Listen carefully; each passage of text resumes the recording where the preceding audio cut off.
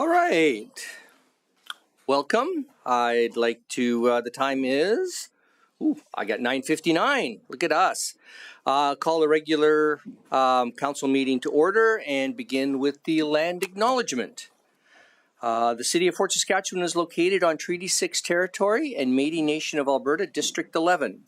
We recognize that we stand upon the land that carries the footsteps of many Indigenous peoples, including the Nihilwak, the Dene, the Blackfoot, the Saulteaux, the Nakota Sioux, and the Métis. The city honors the first peoples of this land and is committed to fostering reconciliation through relationship building, knowledge gathering, and education. All right, since we have a couple of folks from out of town or out of city government, I'd just like to point out that the emergency exits are just immediately to your right. If for whatever reason that exit is blocked, we have a wonderful super secret exit out the Bat Cave to my right. If in doubt, follow Councillor Harris. He is the fastest one amongst us. What else? Washrooms out in the lobby by the library.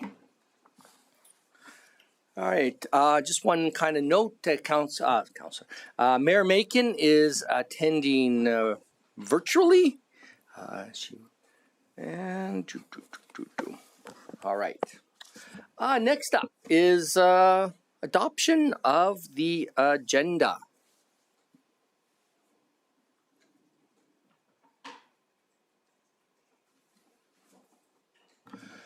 Councillor Ketcher.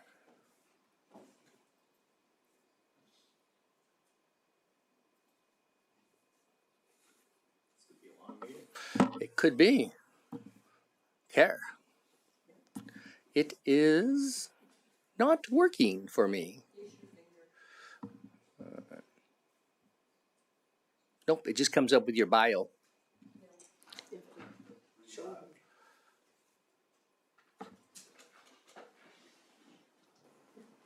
There we go. Okay, sorry, Councillor Ketcher. Okay, I'll move the adoption of the agenda as printed and circulated.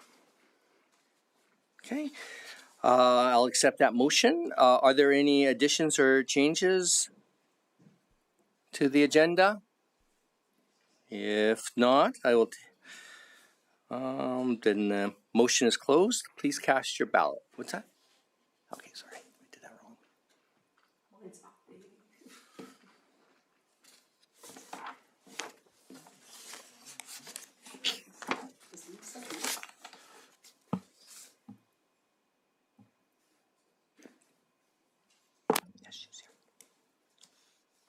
Okay, that motion passes unanimously with Mayor Macon absent. Okay. Just to double check, I don't think there are any delegations. Delegations would be people speaking to an item that's not on a public hearing. Just want to double check that there is not. I don't think there is. All right. Sorry. So the consent agenda. So can I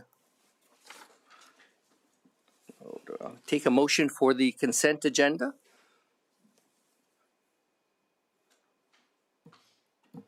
Councillor Nguyen.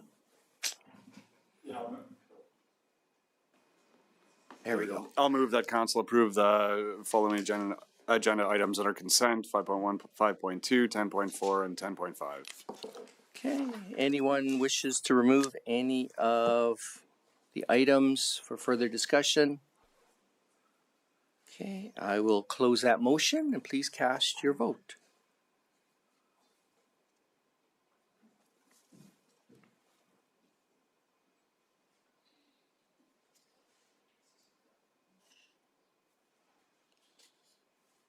Okay, that is carried unanimously.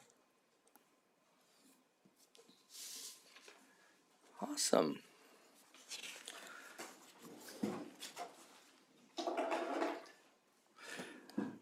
Next item up is the public hearing. Okay, so the process for the public hearing is that administration will come up and provide some opening comments and information. Council will then ask questions of administration. Following that, members of the public will be invited to speak, with those who have been registered in advance presenting first. Council can then proceed to ask questions on those presentations, and then administration will come up again to answer any follow-up questions from council. Okay, so we will then move into, after that we will move into business arising from the public hearing, and I will open the public hearing at 10:04, and welcome to administration. All right, Tehran, it's your show. So, good morning, Council. My name is Terrence Samra. I'm a planner with the City's Planning and Development Department. I'm here to present a brief summary of Bylaw C-20-26, a land use text amendment to the C5 district. So to begin with a little information about the C5 district, it was added to the land use bylaw in September of 2014. The C5 district can be considered a special district as it applies to the Ford Station Mall site to assist with redevelopment of the site. The district can accommodate a mix of commercial and residential uses, and the development of the district was guided by the objectives and policies from the Downtown Area Redevelopment Plan. The Ford Station Mall site, referenced with the blue star, is in the downtown neighborhood, bounded by 99 Avenue, 108th Street, and 98 Avenue. In February of 2026, Collaborative Futures, on behalf of Elk Island Public Schools, approached administration regarding a land use bylaw text amendment. They are proposing to amend the C5 district to add education public as a discretionary use. The purpose to add education public to the C5 district is to develop the Heartland Skills Center at the Ford Station Mall site, and no further changes are proposed to the C5 district. Administration supports the amendment to the C5 district as it aligns with policies of the Municipal Development Plan and Downtown Area Redevelopment Plan. The development of the use education public at the Ford Station Mall site supports policies for adding businesses and services that contribute to the downtown vitality, meet the diverse needs of the community, and encourage new activity at the Ford Station Mall site. Following first reading, the public hearing was advertised in the Fort Record for 2 consecutive weeks. 134 notices were delivered to property owners within the 100 meters of the amendment or the Fort Station Mall site area. Notice the proposed bylaw was posted on the city's website and social media accounts, and no responses were received. The recommendation is that council give second and third reading to bylaw C-20-26 as described in the council report. And that concludes my presentation, and administration is here to answer any questions. Okay.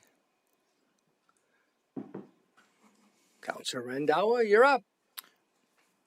Really fast with the buttons there. Practice Councilor makes Wesley. perfect, and I need a lot of practice. I appreciate the presentation. I'll just put the motion on the floor. Oh, wait. No, we're in a public hearing. Yeah. I will have no more questions. Okay, well, maybe I'll fill in the gap while the councilors maybe are thinking about things. I'm just curious, does administration see this kind of development as possibly being complementary to commercial development in the area? I mean, I know it's predominantly commercial now, but do you see this as maybe stimulating commercial development? To the deputy mayor, yeah, I would say that. What happens is when you have a mix of different types of uses, commercial, residential, even complementary, say like institutional, like education, it definitely brings people towards the downtown. It'll help grow and keep that vitality up. Okay, awesome. Any other questions?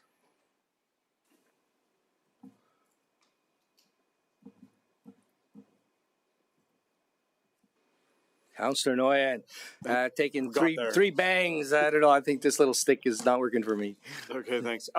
Just a question on the future, I think, short-term build-out of this site. I believe we've heard some murmurings of future development. What type of development proposals are in place for the completion of this site currently, or are there active development permits in place? Through the Deputy Mayor to Councillor Noyan, I'm not aware of any active development projects that are occurring. I know there's planning of, there's an empty, I guess the northwest corner along 99 Avenue is still like, it has not been developed at this time. So I know there's possible discussions of future development of that site. But at the time of what that will occur, nothing's been formally submitted to administration at this time. Could you tell us if it's proposed to be, or if the developer looking at doing it is proposing residential or commercial, or kind of what the interest is right now and the rest of the development on the site? Through the Deputy Mayor to Councillor Noyan, I believe for that corner that I referenced earlier, it would have to be at least a minimum of commercial on the ground floor, but possibly mixed use residential, so units above. That could be an option, or just commercial itself. Right, okay, thank you. Any other questions? All right. Just one last call. If anybody, any delegations, anybody in the gallery wishes to speak to this, now sort of your last opportunity. All right. Oh, I talked to them. They don't want to speak. No. But thank you. Thank you very much, Councillor Harris, for that reminder. Okay, then I will close the public hearing. Councilor or Sure. Deputy Mayor Wesley, did we want to call upon the registered speakers and give them a moment to? I had conversed with them beforehand, Andrew, with each and every one, and they didn't feel they needed to speak at this time. Okay, I can mention that. I did tell them that this might happen, that I would, as my teacher side of my brain loves to call people out. So we have here for the Fort Mall Redevelopment District, we have Travis Hoos from Elk Island Public Schools, Brent Dragon from Elk Island Schools, Kelsey Tarrant, also from Elk Island Public Schools, Jessica Smith, I don't think is here, and Kristen Sawchuk, don't think is here either. Mark Huberman from Huberman Transportation Consultants Incorporated, and Peter Crittenden from BR2 Architecture. Last call if any one of you folks would like to speak. All right.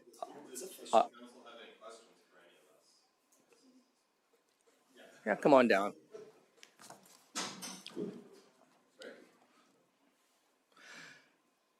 So there's a little button on your mic to turn on. Just state your name and.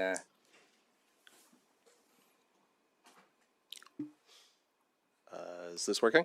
It Yes. works great. Okay, perfect. I'm Peter Crittenden. I'm with BR2 Architecture. If you guys have any questions for me, I'm happy to answer any questions on the architecture side of this All project. right. Well, you've stimulated the conversation. Councillor Ketcher. So I think we've mostly been made aware of this. So this is going to go in the old jump facility. And do you want to just give us a brief, because we are being recorded, of what's going to actually be happening within there? Yeah, so within the school, there is effectively two areas within the proposed space. There's a collegiate side and what we're calling the next step side. The collegiate side allows for education of construction skills, for the lack of a better term. Does that sound right? Yeah, industrial pathway stuff, as well as some healthcare items to before you go to like a NATE or a SATE or something like that. You get some education and introduction to healthcare side of things. And then there is the other side, which is next steps, which is upgrading educational stuff for high school age students. Does that sound correct? Am I misspeaking? Sorry. Perhaps Kelsey should come and speak as well, because she can speak to the actual education. We side have of things. microphones for 4 of you, so lots of space. Just push on the little red button by the base of the microphone. Awesome. Does that work? Okay, so next step is basically it services students grade 8 to 12 who require an alternate learning facility outside of a classroom space. So, Okay, thank you. Awesome. Councillor Harris. So I see you have your transportation guy in the audience. My question is to him. So we're talking about buses coming in and out of that site. The site is not well defined in many regards. There's residential to the south, as was mentioned earlier. There's nothing planned by administrative context for the northwest side of that. Is this buses coming in and out of there? There's parking for staff. What do you envision in terms of the parking lot and the ingress and egress of bus traffic, for example? Just maybe state your name and your company and then answer.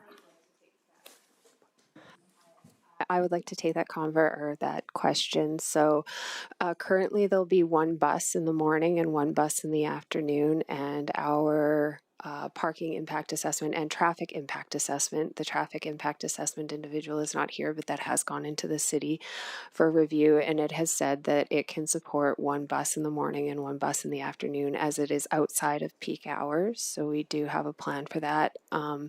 Currently, we're anticipating about 14 students in the morning and 14 students in the afternoon, so it's not extensive busing.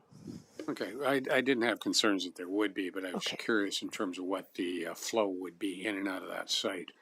And so that would be a typical school bus, and you just pick them up where they live and bring them to the site. They get off, then eventually pick them up, take them home. Yep. Okay, good. So very little impact to the neighborhood then. Correct. Okay, good, thank you. Yep. Yeah, Councillor Noyan, you're up. thank you, Councillor Hearns, for asking that. That was on my list of questions. So is 14 students then the capacity of this facility? For some reason, I thought the scale of it was quite a bit larger than that. And now speaking on the traffic and parking impact, it seems like that's kind of what you're aiming to house for students there on a daily basis. So in regards to the parking impact assessment, it does account for more individuals, but currently at the next step, there's 14 students on average that take the bus. On the collegiate side, there'll be programming in the morning and in the evening, but busing is not offered for them until the programming is full. But as of right now, it is, those students are expected to be either find their own transportation to the site. Oh, okay. And how many students are you expecting on the collegiate side, if it was at capacity, just to give us a sense of scale of how the facility operates? Sorry, I think it was on average, it would be 30 in the morning and 30 in the afternoon, because there's a max capacity in the industrial pathways, and then there's a max capacity in the healthcare pathways, which is the collegiate side. And then the next step side is currently it's in and around 14, but again, enrollment can change next year. So, okay, so then on the parking impact assessment, because there's quite limited parking in this area to serve this actual pocket of the building, that could potentially be 30 cars per day then. Or yeah, how do you envision it logistically playing out with? So we did have the intricate parking impact assessment completed by Huberman Transportation, and his values are all there in that the parking is sufficient. And if he wants to elaborate on the parking, I can let him take that. Yeah, I guess just the follow up and simple question is that you're kind of in a shared common space with other tenants in this area. I'm sure there's crossover of parking and the other tenants on this site are happy with the report that you generated. Oops. Good morning again, everybody. My name is Mark Huberman. I'm a transportation planning engineer with Huberman Transportation Consultants, Inc. I was the primary author of the parking impact assessment report prepared on behalf of Elk Island Schools for this particular development initiative. We completed a parking impact assessment and for this particular development initiative, and when we looked at parking from two perspectives. We looked at parking from the perspective of the development itself, as well as looking at parking from the perspective of the overall shopping center, which we were asked to do on behalf of the city. I might suggest, just to start, that within the immediate area of the particular development, there are likely close to 50 to 60 parking stalls that are available on the north and I think the east side of the building. According to the land use bylaw, according to the city's land use bylaw, the development requires 22 on-site parking spaces. If the building were to have been developed for commercial uses like other uses within the shopping center, the land use bylaw would have suggested that we would have required 30 parking spaces based upon the gross floor area of the building. So in fact, this particular development initiative generates fewer parking stalls from a pure land use bylaw perspective than what could have been required should the building have been developed for pure commercial land uses. And from an overall shopping center perspective, we looked at the city's shared use parking model. We also undertook a more robust shared use parking assessment based upon best practices, and we are comfortable in suggesting that there will be surplus parking, or the results of our shared use parking assessment identify that the shopping center has a sufficient parking supply to accommodate both the needs of the Heartland development as well as the other remaining land uses within the shopping center. Okay, excellent. Thanks for the response. Awesome. Councillor Blizzard. Just a couple of little questions.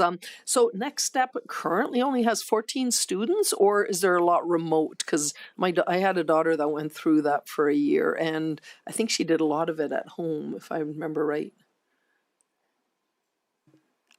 That's correct. It's for alternate learning. So there is, students that choose to come every day. There's students that do a lot of it online. So we just asked for what typically was the number of students there. But yes, they have quite a larger enrollment if we look at the online spectrum. I was thinking that. And maybe I missed it because we had a lot to read. When's the anticipated opening? I can't imagine you're going to have it ready for September, or are you that fast? Our goal is to have the all programming open for semester 2, if granted we receive approval. So that would be February 1st of 2027 is our goal. Okay, thank you. Okay, awesome. Do I see any further questions? I do have one, Councillor Wesley. I apologize. It might just have been a bit delayed. Okay, fire away, Mayor Macon. Just one last point of clarification on the parking assessment. So when you do that, is part of that speaking with the condo association for the property to determine whose parking is currently whose?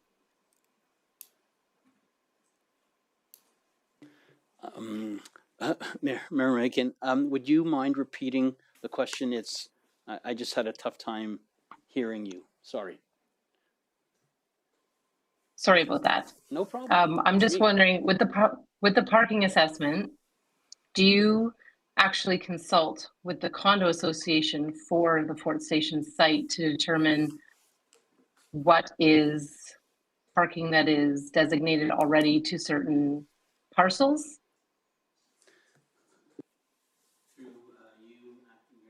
And to the mayor, in this particular case, we had no direct discussions with any of the residential condo associations, but we certainly did accommodate the residential components of the Fort Mall site by using the information available to us from that was provided to us by the city of Fort Saskatchewan, and it was all based on the existing land use bylaw parking rates, including for both residential as well as visitor parking.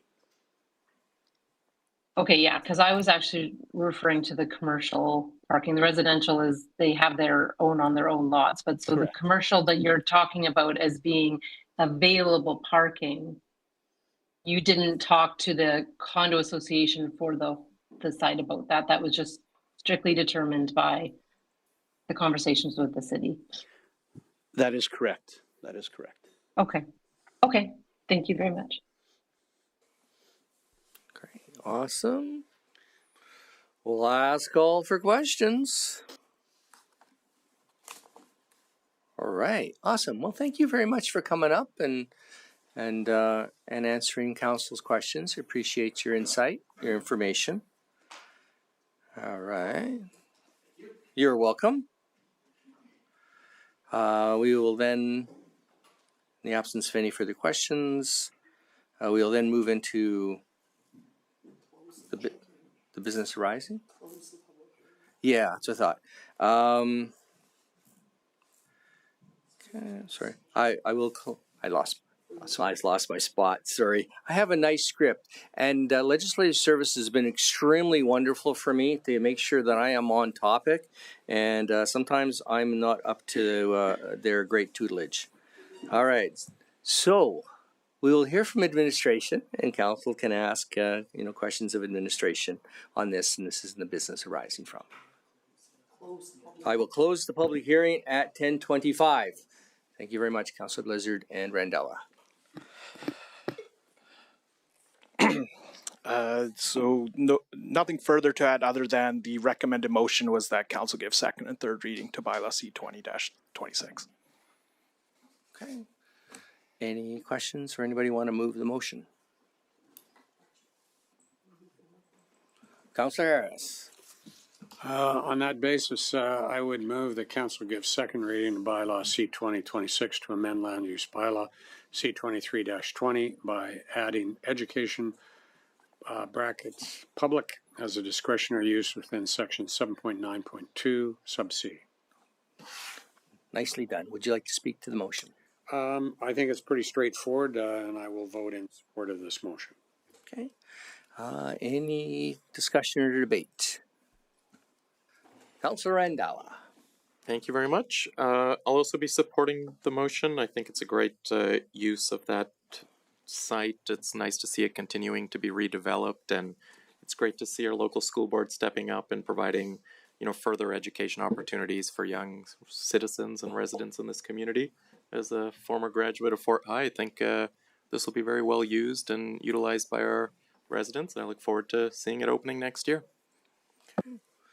Awesome. Councillor Ketcher. And I'll support the motion as well. When we designated the old Fort Mall site as a C5, we said we wanted to make sure that as a council that it was open to lots of opportunities. The more people that we can bring into the downtown, hopefully promotes businesses to open and to hopefully be prosperous. So we're seeing new residential coming in there. The good news is where this site is, Next Step is just across the street from it. Hasn't had an impact on traffic at all. I've been there quite a bit. And it is on a bus route. So that goes by St. Andre Bessette, it goes by the high school. So there's many opportunities for students to actually ride the local transit as well. So I think this is going to be a great addition to the downtown, and maybe some people who never get downtown will actually see what our downtown has to offer. So fully support this. Awesome. Thank you, Councillor Blizzard. I will echo a lot of these words. I will also support this motion. As I said, I had a daughter that went through, and that was probably 20 some years ago that she went through Next Step, and its location hasn't changed. So I kind of feel like they must be pressed for space as it is. So this will probably be something that they've been looking at for a little while. And I look forward to seeing the whole thing and see how it works out. I think it'll be a good addition. Councillor Nguyen, bless us with your elegance. Yeah, I just want to say congratulations to Elk Island Public for coming up with this initiative first. I think it's a great location within Fort Saskatchewan. There's certainly a demand for it. And I know there's some industrial partners that endorse this facility as well. So I do look forward to it being built out and think that it's a perfect fit of a type of use for this area. in what is the old Fort Mall site. So it's good to see that some activity is going to be stimulating and redesigning and refacing the area. I think I'll jump in here. I just want to kind of tag on Councillor Nguyen's sentiment. I think this is a great development. I'm really partial to, as an educator myself, any attempts to try to approach a wide, diverse set of learners is always an important initiative, both for the learners themselves, but also for society as a whole. So I think this is a great development to continue all the great work that Elk Island Public School board and system does in trying to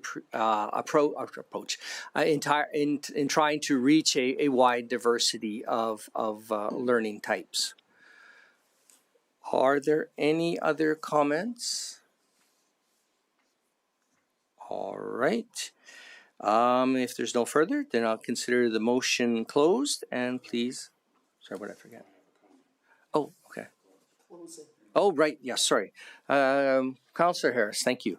I'm glad to see that this is going forward. We have another item on the agenda talking about utilization of commercial spaces in the downtown core. So I would imagine that this is one vacant space that is going to be taken up, which will reduce the inventory of unused commercial space in the downtown core, which I think is a very positive thing, and I think everybody on council has noted that earlier. So that's good. So on that basis, question. Okay. Thank you, Councillor Harris. I'll consider the motion closed now, and please cast your ballot. Thanks for the reminder. Appreciate that.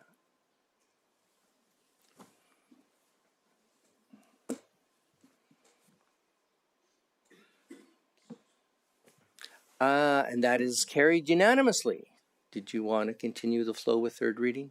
And I would move third reading as presented. Okay. Did you want to speak to it? No, nothing more. Any further discussion or debate? Okay. Did you want to close? All right. Let's consider the motion closed. Please cast your ballot.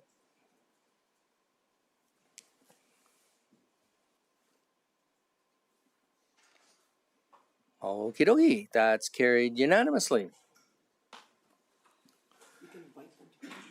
All right. Thank you, Bridget. If the wonderful folks from Edmonton Public, Elk Island Public School System, if you would like to depart, you're more than welcome. If you'd like to spend the rest of the day with us, you're more than welcome to do that as well. I think they should.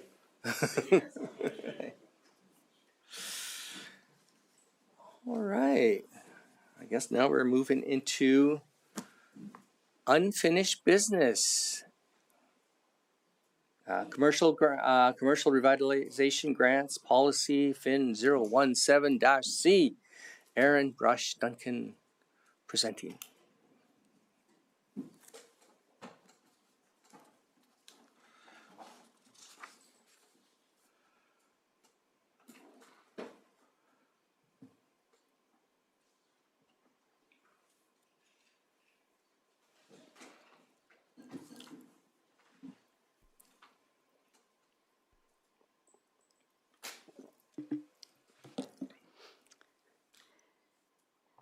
Good morning, Mayor and Council. I'm Erin Brush Duncan, Director of Economic Development here at the City of Fort Saskatchewan.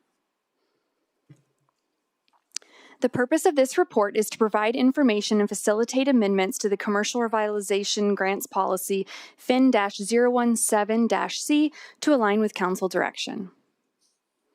In May of 2025, Council approved the Commercial Revitalization Grants Policy, establishing the program framework and 2 grant streams, the Commercial Improvement and the Storefront Improvement Grants. In April of 2026, Council directed administration to bring forward amendments to remove funding for interior improvements, including the Commercial Improvement Grant stream, and to limit funding to one-time support per eligible business. In May of 2026, Council also directed administration to amend the policy so that the approval authority would move from administration to the Tourism Hosting Grant Committee. The revised policy in Appendix C shows each of these changes directed by Council, eliminating the eligibility for interior improvements, ensuring only one-time funding per business, and changing the approval authority from administration to a Council committee. The motion in front of you today would make all three changes. And I'll read that. That council approve amendments to the commercial revitalization grants policy, FIN-017-C, as set out in Appendix C attached to the July 7th, 2026 request for decision report. Administration recommends maintaining the current approval authority with the Administrative Review Committee as it supports an efficient review for time-sensitive projects and approval of the grants, as well as closely adheres to the council-approved policy. Should council agree with administration's recommendation, the following motion could be approved. That council approve amendments to the commercial revitalization grants policy FIN-017-C to remove the commercial improvement grant stream and ensure only one-time grant funding as set out in Appendix C attached to the May 26, 2026 request for decision report. I am happy to answer any questions from council.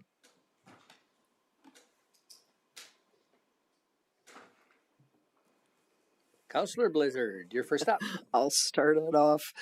This isn't specifically to changing whether it's council or not, but when we do these grants, do we look at a business and kind of adjust? If I went by something over Canada Day that I thought, oh my gosh, something looks like it's been wearing down for a while. And if they apply for a grant, is it like, oh, that looks pretty sad, we'll give them money? Because it feels to me like this particular one might be the case of a homeowner waiting for hail so they can get a free roof through their insurance type of thing. So, you know, if something's really run down, I can't see giving them a grant to fix it if it's something that they should have been doing all along. Like if it improves it in a sense that this wasn't there before, so it's a new expense, but it was a canopy that's all ripped to shreds by something or other. Through the chair to Councillor Blizzard. So when we review the applications that come in, they do submit kind of before and after pictures and explain the project and, you know, what they're doing. They submit quotes and show us, you know, what the project should look like at the end. But I would say that I don't think that we have really considered how long a building has been in that state. I'm not sure if there's a new owner that, you know, bought it in that condition, that sort of thing. So I would say I don't know that we've specifically looked at how long a building has been in a condition before that work has been done. I will say when you look at the eligible costs for things, certain like major repairs like a roof repair or a foundation repair or something like that, those aren't eligible. It's for things that beautify the space. Okay, yeah. I don't know. I guess I just have concerns that someone lets it run down. Like in this case, it looks like it's been that way for a while, but you know, it shouldn't be up to us to maintain just because something got wrecked. But just a comment on the rest of it. Yeah, I'll listen to what other comments are here. Awesome. Thank you, Councillor Blizzard. Councillor Ketcher, you're up next. So sort of on the same path, I guess the question with administration reviewing them, is there a look at what the economic impact is? Because I know up to now it's been about beautification of downtown and helping storefronts, you know, improve their image. But is there actually an economic impact that we see? And what would the criteria be for like, if you improve your storefront, how many more people you think you're going to bring downtown? Through the chair to Councillor Ketcher, when we look at the impact of beautification and vibrancy in the downtown, I think that kind of you know, studies over time have shown that when storefronts or when businesses are more welcoming, that they're going to get more foot traffic. I think we haven't ever done a true study saying, well, I wonder how much more business has improved once we've paid for, you know, some of these improvements or, you know, shared those costs. So I don't have an exact like statistical study for you on that. But when we, you know, go to conferences and when we're reading information, I read a lot actually now on kind of commercial attraction. It does talk about the importance of having welcoming storefronts, of having accessible storefronts, just to encourage that foot traffic. So I think that would be all I could say that we do. But it is a goal of the work in the downtown to make it a more welcoming space to encourage visitors and patronage. Okay, and then my next question is, because I know administration would prefer not to have council reviewing these, but council has already indicated through a motion that we would like to see the change. Do you not think it's beneficial if council's having concerns that it's better to have some additional eyes looking at it that might actually conform with council's thoughts, as opposed to just what administration is looking at as far as what the policy is? Through the chair to Councillor Ketcher, administration very closely follows council policy and council direction that's given through that policy, and we will follow the direction of council. Okay. I'll do my other comments during discussion and debate. Okie dokie. Mayor Macon, your turn. You're up. Thank you. I'm happy to make a motion if you are ready for that. If not, I can wait. No, make the motion.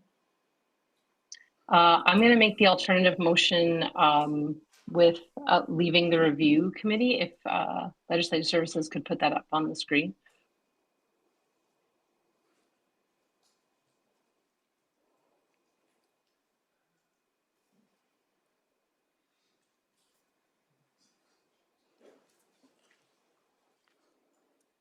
I have it on the alternatives page. Oh, perfect. Oh man, it's really small on my screen. I can't. It's pretty small over here too. Yeah. Okay.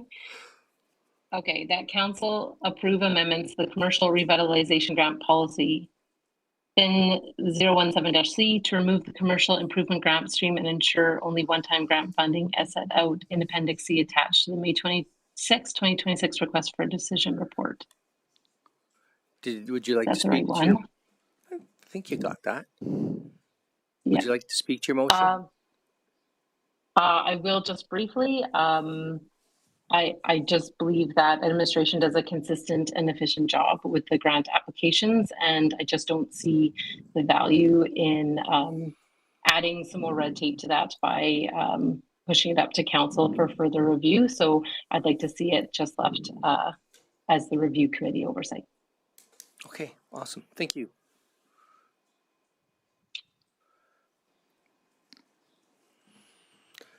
Sorry, I double twitched. I wanted to make sure I got Councillor Randawa, and then I accidentally got Councillor Blizzard at the same time. So, Councillor Randawa, you're up. That's okay. I thought we were going to do a little duet, perhaps. Well, Councillor Blizzard and I was hoping, but I did have a pair of questions. Aaron, thank you very much for the work that you guys put into this. One question is, with this motion going through, so this would say a business is only eligible for a one-time, right? That is correct. And then when I was reading through, and if this is the Appendix C one, I want to say it was like 4.145, that applicants who are in violation of program agreement may be, at the discretion of the Community Grants Committee, prohibited from applying for any program for a period of 10 years. So if it's already one time, why would we have that in there? Through the chair, that might have just been something we didn't catch when we made that change to only one time. Okay, so it's still going to be only one time. That is correct. Okay. Second question, maybe it's for Mr. Fleming. I appreciate administration's recommendation that, administration should have the grants committee do this one.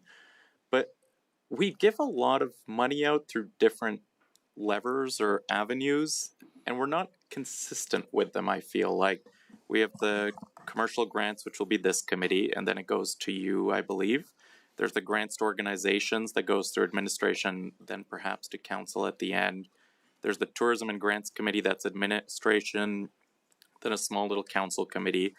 And then I think we have like sponsorships through various departments and items like that. Like, is there belief that we should be doing it this way? Is there any credence to starting to look at doing this in a more consistent manner? Like, help me understand it. Yeah, through the chair.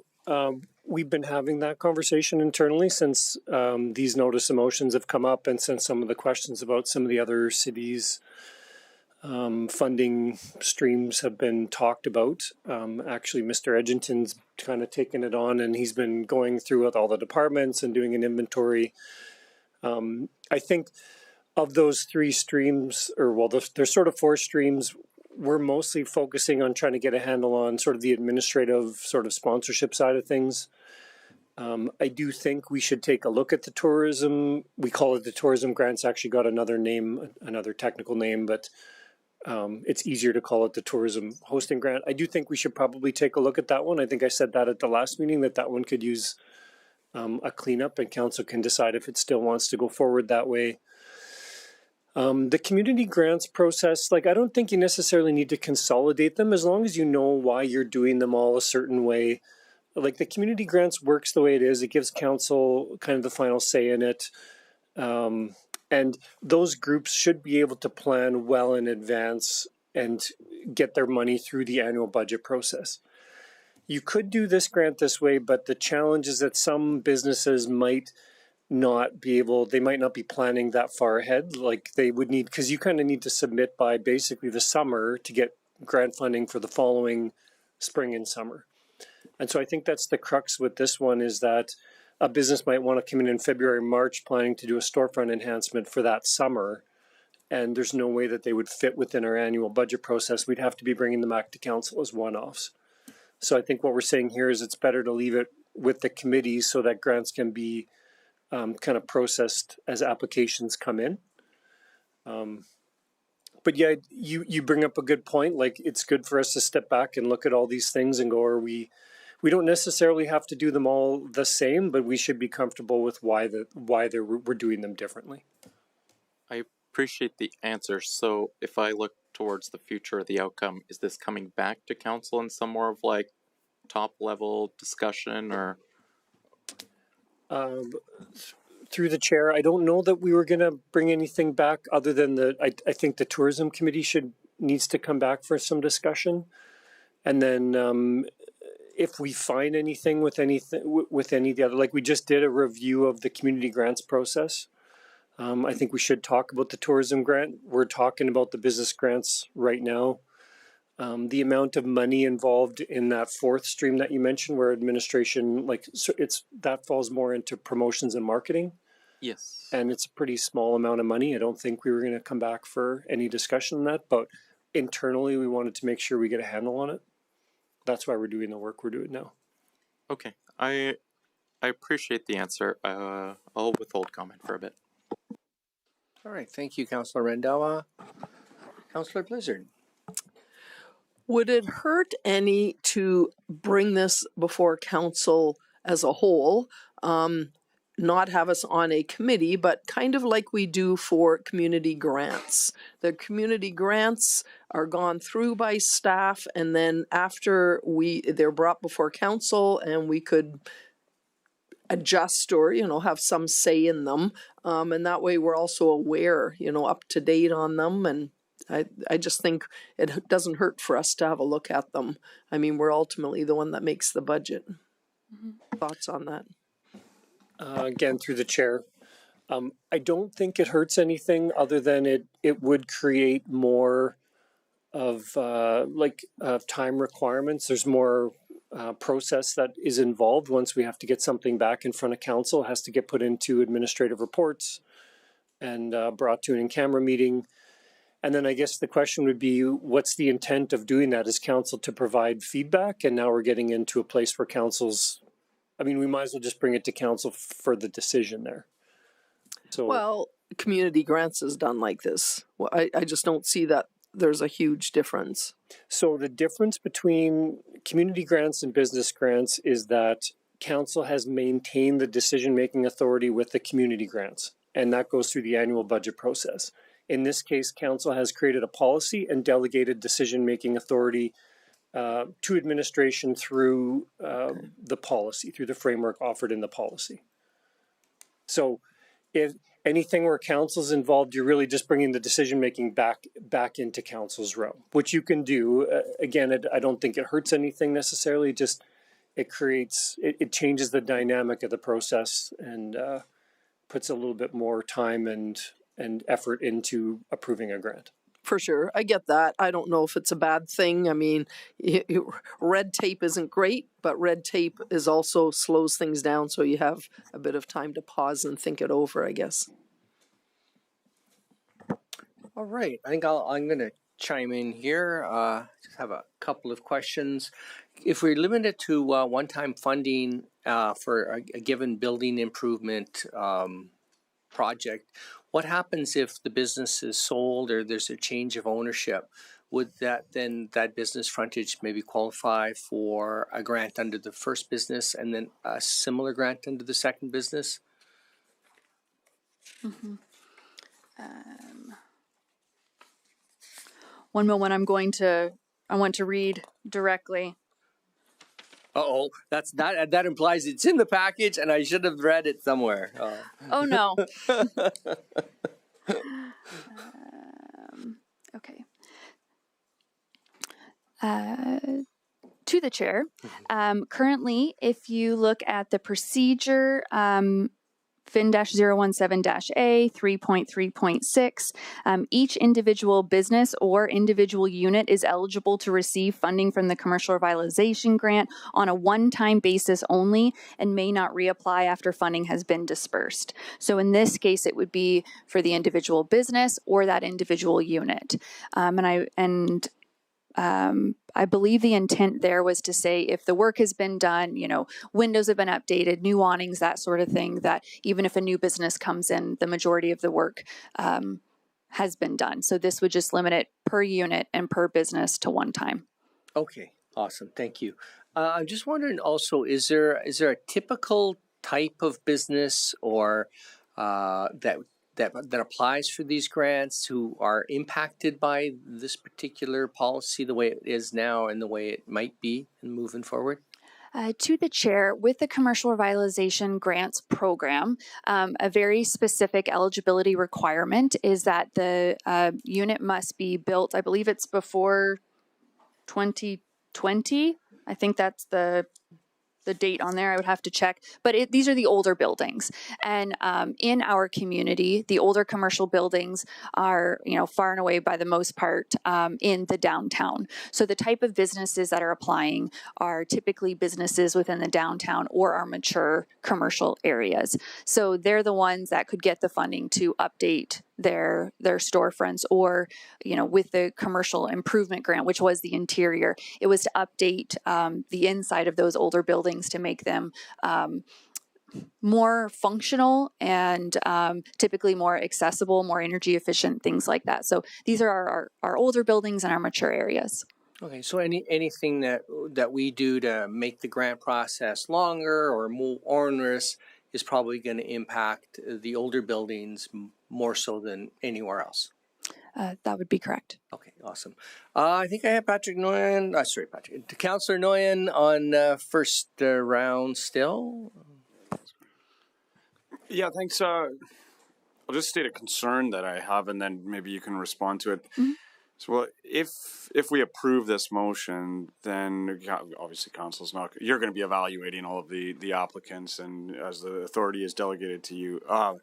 So, aside from seeing this in budget and then line item and triennial reports, council's in the thousands of line items that we see in the financial reporting, we're not really going to see what's happening, I guess, which addresses Councillor Burgess' concern. So would you be inclined to bring a report back to council on an annual basis? It can be in camera or otherwise, to just discuss the community grants and what you've seen and maybe trends and then expenditures and give us kind of a wholesome report like that? Or is that kind of how you envision this playing out as well? Or is this for the rest of time, it's your portfolio? Through the chair to Councillor Nguyen, administration would be happy to bring back a more wholesome report. We do annual reporting on several of our other programs we've committed to in the past, and that's absolutely something that we could do again. There's also an opportunity if, more frequently than annual reporting, it could be something I could include in the monthly updates, whatever the wish of council would be. Okay. Yeah, appreciate that answer, Aaron. And I think that would help council feel like we have our fingers on the pulse of what's going on within the program, and then maybe be able to give some feedback or address concerns if there were any. So thank you for the response. Awesome. Thank you, Councillor Nguyen. Councillor Ketcher. So I find this conversations all very intriguing. Here we are talking about businesses who are supposed to be viable and be able to get their operation up and running.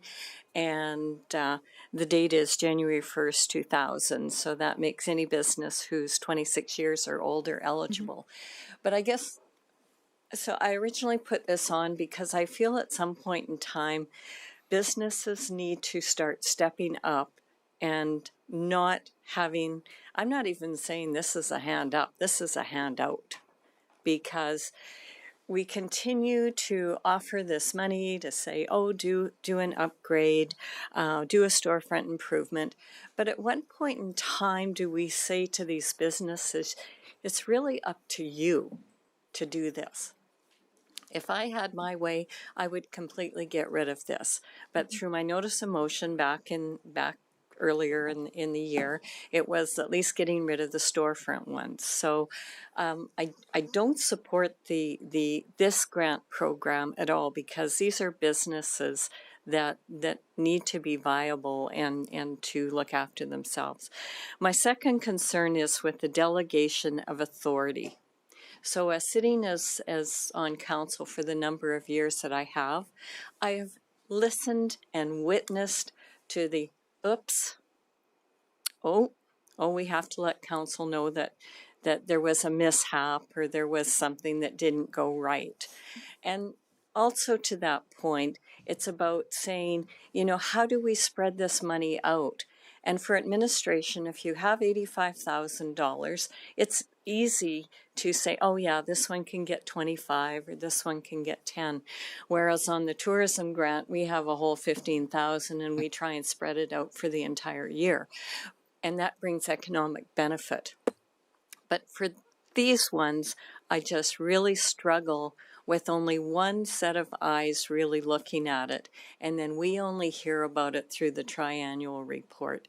So I can't support the motion as it is. I really believe that council should have some insight into this, and I'm just saying that over the years with some of the issues that have been had, I really believe that council, it would be appropriate for council to be able to look at these and say yes, no, or maybe they shouldn't get as much. But I'll support the original motion, like the one that was originally put in for recommendation. But I just really struggle with this program entirely, because I think businesses need to learn to stand on their own 2 feet. All right, thank you. Aaron, I wonder if you can give us a little bit of clarification as to how many eyeballs look at a given grant. To the chair, so with this grant program, so we have a review committee that reviews all of the grants that come in. So we have a representative from economic development, a representative from planning and development, from legislative services, and from our finance department. So they take a look, they then make a recommendation to the city manager or delegate. Okay, awesome, thank you. Councillor Blizzard. I guess my big issue with this particular chosen motion is the one time. And while I mostly agree that businesses should fund themselves, I do understand that some of the businesses, they try, they're struggling, there's rent to pay, utilities have gone up. So some have an easier time if they're professional ones and they get paid per hour. Some that are selling things struggle immensely. But this with one time, I just feel that really limits a business, and I don't want to see that they apply every second year for something. But you know, if they got an improvement because they felt it would be good when they say first open on a canopy, and now they're finding, because I've read this actually on some of the stores, they're struggling because people are having trouble accessing that step in, and they'd like to do it as a ramp. So that's a bigger cost even. And that comes up maybe a few years later. So, you know, I like most of this, but I don't know, the limiting to the one time, maybe it should be one time, I don't even, not the word one time, limited to once every so many years, as opposed to this. The other thing is, yeah, if they've gotten a grant in the past, they're never eligible again. Or if I buy a store that's been run down, now would I be eligible to apply? To the chair, to Councillor Blizzard, I would need to go back to the original commercial revitalization grants policy that was enacted, but there was a time restriction, so it wasn't one time. I think it was once every 5 years is how they would apply. But this we made this change to follow a motion of council.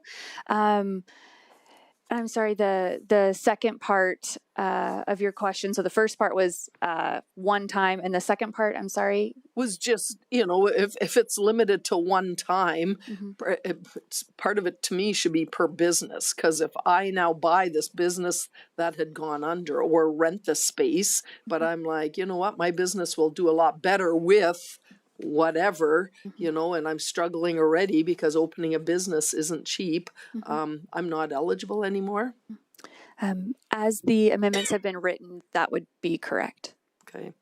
And I guess I missed this, just one little thing.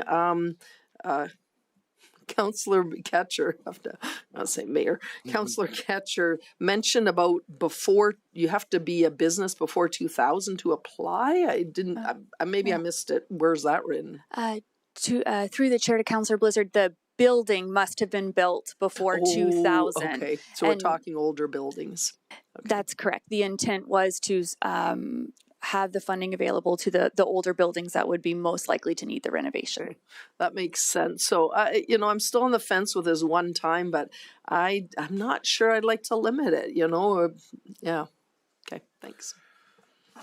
Councillor Rendell, I hate to do this to you, but we have not heard from the eloquence of Councillor Harris yet on this item, so. Councillor Harris.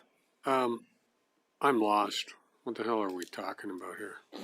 Honestly. So we were going to, I guess administration was recommending that we keep it so that administration would make the decisions, and then Mayor Macon put the thing on the floor to ultimately do it that way, not do that way. What are we talking about here? I'm lost. Through the chair to Councillor Harris, the original motion would make the three changes that it would be, we would be removing funding for interior improvements, which would be that commercial improvement. Right. It would limit funding to one-time support per business or unit. And then in May of 2026, there was also a motion to direct administration to amend the policy so that the approval authority would move from administration to that tourism hosting committee, which council is on. And so the motion currently on is an alternative motion and administration's recommendation that council would approve amendments to the commercial revitalization policy that limits it to the one time, removes all the interior, but would keep the approval authority with administration. Okay, thank you. It was confusing. No, awesome question. Councillor Rendell. Waiting patiently. Thank you. Yeah, no. Honestly, I hadn't caught that we only wanted to do buildings that were like 26 years old. Mm-hmm. Was there any thought? So will we and then end up updating this policy every so often for a revision and then change that age of like building construction? I just find like usually in business, after about 10 years or so, you want to do a renovation and whatnot. So 26 years seems kind of long to me. Like if somebody new comes into an old building, but not that old building, they wouldn't be eligible. Through the chair to Councillor Rendawa, I believe the intent was so that the changes would be more than just a coat of paint. We wanted there to be a substantial improvement to the storefront. And so the intent was by having kind of that date, one, it kind of focuses that investment on the downtown and our mature neighborhoods where we felt the impact would be the most significant. We do review our policies periodically, and so that would be something that we could absolutely revisit at a next review of the program if we wanted to potentially change that date so other older areas could also be eligible. Yeah, I think my comment on that is I struggle with that one actually. Like I respect administration's belief that the committee should do it. I'm okay with that now. But the age, like there are some businesses that may be 20 years old or 15 years old and you get a new tenant in the downtown area, let's say, and maybe for them a coat of paint is okay. Like some businesses aren't all doing huge sales, and a fresh coat of paint and a couple $1,000 outdoor reno can really change the perception of a space for the average customer. So I think maybe I'd be okay with like 10 or 15 years, but 26-ish, it's a little large. And that's just really my personal opinion. I respect your professional opinion on that, but I just struggle with that one. All right. Councillor Nguyen. Yeah, just speaking to the motion that's up front of us here right now, because we're talking on various degree of subjects here at the moment. I'm going to support the motion as it's read, and I think I understand the intent of it, and yeah, the way it's written and what it captures. I just referenced that May 26 RFD report and agree that this could be maybe an improvement and a streamline of the policy itself. So, thank you. Awesome, thank you. I'm inclined to sort of support the motion, sort of with maybe the same caveats that Councillor Blizzard stated. So I don't know about the one-time thing, but I do like the idea that we're removing the interior. I do like the idea that we do this storefront exteriors, because that has a broader community kind of improvement. It makes the rest of the area look better. So I am supportive. Any other comments before I send it off to Mayor Macon on close? Mayor Macon? Yes, thank you for all of the, for the discussion and the debate on that. If this were not to pass, I would maybe recommend that we do the 3 changes individually. It does take more time, but I'm hearing that people like this motion, but they don't like that it's just a one-time, or like maybe there are other versions of this. So if it doesn't pass, maybe we should actually look at doing each of these changes individually. I like this motion. I'm going to support it, but like I would actually also support changing the one that is just one time. So I didn't actually think that there would be support for that. So I will support the motion, but if it happens to fail, my suggestion to the group, I think, would be to look at each one of them individually and come to what we really want as a policy as a whole. Thank you. Andrew, that's feasible to do it? All right. I'll love to hear that. So I'll close the motion and please cast your vote.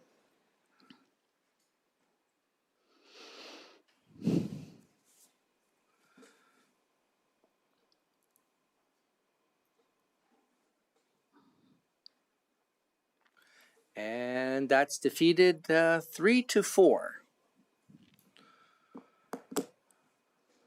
I am going to need lots of advice as to how to proceed further, Andrew.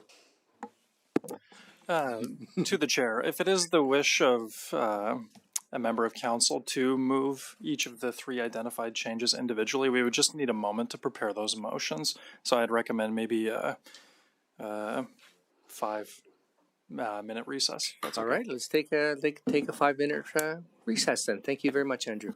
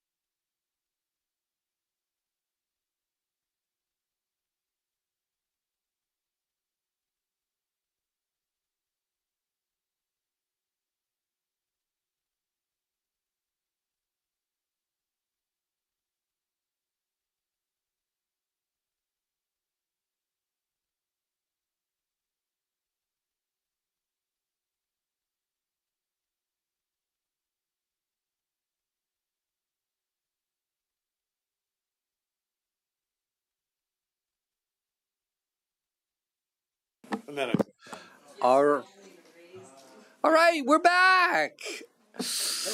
Aaron, Legislative Services, busy working your magic in the break. Why? I'm going to need some help here, Andrew. Is the next steps? To the chair. So there is no motion on the floor right now. Someone could move the first motion proposed in the report, but instead of moving that motion and then trying to split it, because it isn't really a motion that sets out the three changes specifically, I would recommend that someone simply move as a standalone motion their intent. So the three amendments that the mayor referred to were to remove the commercial improvement grant stream. So that's where we could start. Then following that, there would be the one-time funding eligibility. And then lastly, there would be changing the approval authority. So perhaps we can just kind of walk through them and I can present them on the screen if someone would so move to that intent. So first would be the commercial improvement grant stream of the three. Do we need that up on the board for everybody to see? Or? If someone would make the motion to that effect. Clarity? Fire away. For him. So for the first one, that one hasn't been decided on, but the other two are already within the policy. So why would we put them on? If nobody puts them on, then it just remains status quo. Because I know at our last meeting we said, why are we voting for things that are still in here to remain the way they are? Through the chair to the counselor, I think that we might be getting a little tripped up because some of these changes are incorporated in the attachments, but the policy as it's approved and published on the city's website doesn't incorporate those changes yet. So it wouldn't be status quo if we split out these three changes. Perhaps I can put them up on the screen and then we can walk through just to make it a little more clear. The way the second and third are worded is to make the change. So, for example, council would vote to change the approval authority to council. That would be the motion. Because you're right, we don't want to vote on status quo motions anymore for sure. Right. We learned our lesson. So this would be the first of the three proposed changes in that motion, being the removal of the commercial improvement grant stream. The second would be a change so that businesses are only available, or funding is only available for businesses on a one-time basis. That would be a change from the currently published policy. And then the third would be to change the approval authority. Right. Awesome. Thank you for the clarification. Councilor Randall, did you want to participate? Might as well. You know, Mr. Kaiser's put a lot of work in with all these motions, and if we don't give him a ride, it's going to be a shame. So just want to confirm, the first one is going to officially amend the policy to remove the interior grant for businesses, right? In the downtown area. That is correct. Okay, I will so move. All right, I'll accept that motion. Did you want to speak to it? I think we all had a big debate on this months ago, so I'm not going to be too laborious on it. I think there's a public good argument that can be made when we talk about exterior improvements to businesses in the downtown. I don't think that same argument can be made to the same extent when we talk about interior renovations. I think we start to pick winners and losers and start to get fairly involved into how businesses are performing in the downtown. And I don't know if we want to do that. It's not fair if we provide one business with, say, $20,000 to do an interior improvement and not another. And that gets to be a slippery slope, whereas exterior storefront, that beautifies the downtown, that brings more people down there, that just has a better argument. So that's why I moved it. Okay. Any other councillor discussion or debate? All right. Councillor Ketcher. I'm just going to say I support the motion. In general, though, the way the entire commercial grants policy is written, though, once you've hit that January 1, 2000, so any businesses that extend out, so a McDonald's that's been here for 25 years or 26 years, they could apply for a storefront improvement as well. So that's why I just struggle with how we hand out money sometimes. But I will support this because I absolutely agree we shouldn't be building in the inside of their business. Okay. Anyone else? Do you have a question? Okay. Councilor Randhawa, did you want to speak to close? We want to speak on close, sorry. Yeah, that's right. Yeah, yes. Yes, you do. That was my bad. Apology, just a question based on Councillor Ketcher's comment. We'll use McDonald's. I thought we were only talking downtown, and McDonald's isn't downtown. Through the chair to Councillor Randhawa, it is for the way the policy is currently written is for businesses that would be built after 2020. So when we did a survey of kind of development permits and things like that to see where those buildings were, they are currently concentrated in the downtown and mature areas. 2020, like 2000. I'm aging myself. 2000. They have to be built before 2000. Oh, so we don't actually have anything in the policy that says just in the older downtown areas. We just were doing by age. That is correct. Okay, well, let's start here with this motion change and then maybe have that discussion later, because I was always under the understanding that we were talking about downtown only, but I guess, yeah, Councillor Ketcher might be right then that there are a lot of businesses older than 26 years not in the downtown anymore. Okay, thank you very much. And you're done on close? Close, yeah. All right. Still a great motion, still vote for it. Okay, awesome stuff. I'll close the motion. Please cast your ballot.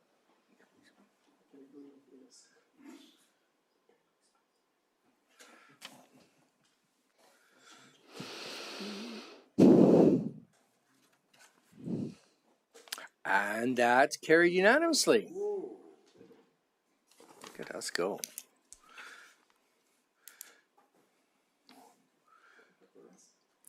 All right, Andrew, what else do you got for us? It's like a game show.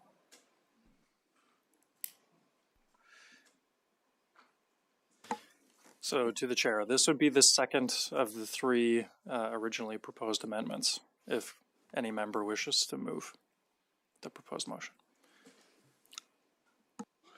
Councillor Nguyen, you're the next player. So moved. You want to speak to it? Yeah, I think this one makes a lot of sense. One-time basis for a business, as per what Aaron has given us for information. One business and one unit as well. I don't. Does that apply to this? Because I liked what you said that it's the unit as well. So if a business is not viable within a couple of years, they've got a grant and then used it, and then another business decide we want to paint the facade differently because our our logo or marketing is a little bit different, then that would be encompassed here as well. Through the chair to Councillor Nguyen, for clarity, it would mean, as the motion is written here, that a unit or business, if that unit or business has gotten the grant before, they would be ineligible to receive it again. Okay, I guess just my question, should we add business or and unit? Because that to me doesn't really just apply to the location, the building. It says. Oh, it does. Sorry. Yeah, I misread it. So thank you. Nothing further. Okay. Councillor Randhawa. I was just going to say, it says it in 41211, individual units within a multi-unit building may apply independently. So if you have one building with like 4 businesses in it, they can apply independently up to $45,000 over a 5-year period. So what you said is covered in this, I believe. Okay. Good. Councillor Blissard. I just wanted to say this because I'd made the comment about not agreeing with one time, but after having read this, that, one building, because it's geared to that building, I just lost it. I will support this because I think the one time there's still, if 4 businesses are in a building, they can each apply for $10,000 and still potentially get that for their fixes. So I kind of think this might be okay. And if not, 10 years down the road, the next council can change it up again. All right, thank you. Any other comments? Councillor Noyan on close? Nothing for close. I'll close the motion. Please cast your vote.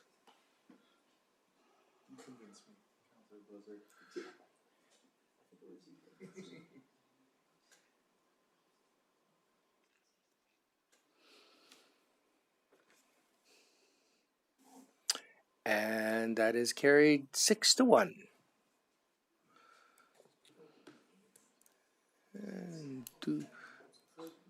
And we have our last one. Awesome. So sad. Any councillors really excited about this one?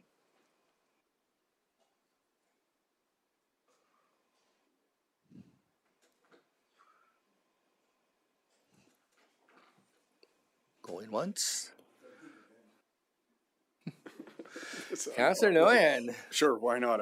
Nobody else will do this. So I'll move the approval authority within commercial revitalization grants policy be amended from admin to the community grants committee, which would be the tourism hosting grant committee.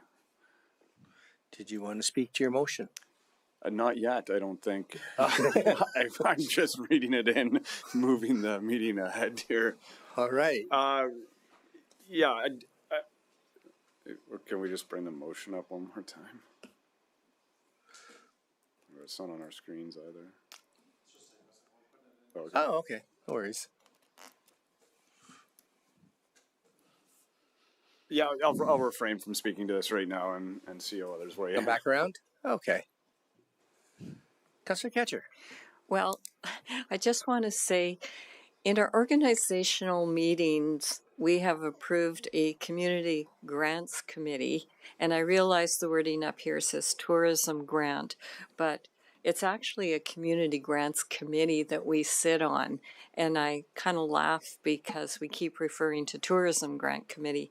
So at some point in time, we are going to have to get that cleaned up because it's very messy. And I think a community grants committee would do a really good job at having some eyes on this, even if it was one member of council to sit there and be the devil's advocate when it comes to these applications. I mean, it's easy to hand out money when it's not yours, but when you're sitting at this table and you have to answer to the public, I really believe somebody needs to be vetting these before they're given out. So I'll just say that we need a cleanup, and I'd really like to see a set of at least one set of council eyes on these. All right, thank you. Councillor Blizzard. I'm not going to support this motion. I've been convinced by the discussion this morning that we will leave it for now with the city. But having said that, I know many, many years ago, I was very familiar with a business downtown that received a grant up front, ended up never opening it. The money was gone. The city got nothing for it. And I know a lot of things have changed up, but stuff like that does come back on council. So I totally understand. And if it's voted that way, that's fine. But I totally understand where some would like to see council have their voice in it. I certainly would appreciate when you do the grants, even if it's after the fact, we're given a list of all the grants. I think we have been in the past, but just so we're aware. And then we can maybe keep our own eye on them, and maybe this will come back again in the future if it doesn't get approved today, because, you know, if stuff like that happens again, and it does reflect poorly on us, then we may want to still have a bigger voice in this. So I won't support it today, though. Yeah, I'm just going to maybe chime in with my two cents worth of thinking here. Is I am inclined not to support this one today, with the understanding that administration's goal moving into the fall is to sort of do a more holistic look at the approval systems on all these grants, so that maybe when we have a chance to look at this again, it'll be something maybe it's a little less looking like Frankenstein and maybe a more cohesive unit. Councillor Noyan, did you find your thoughts?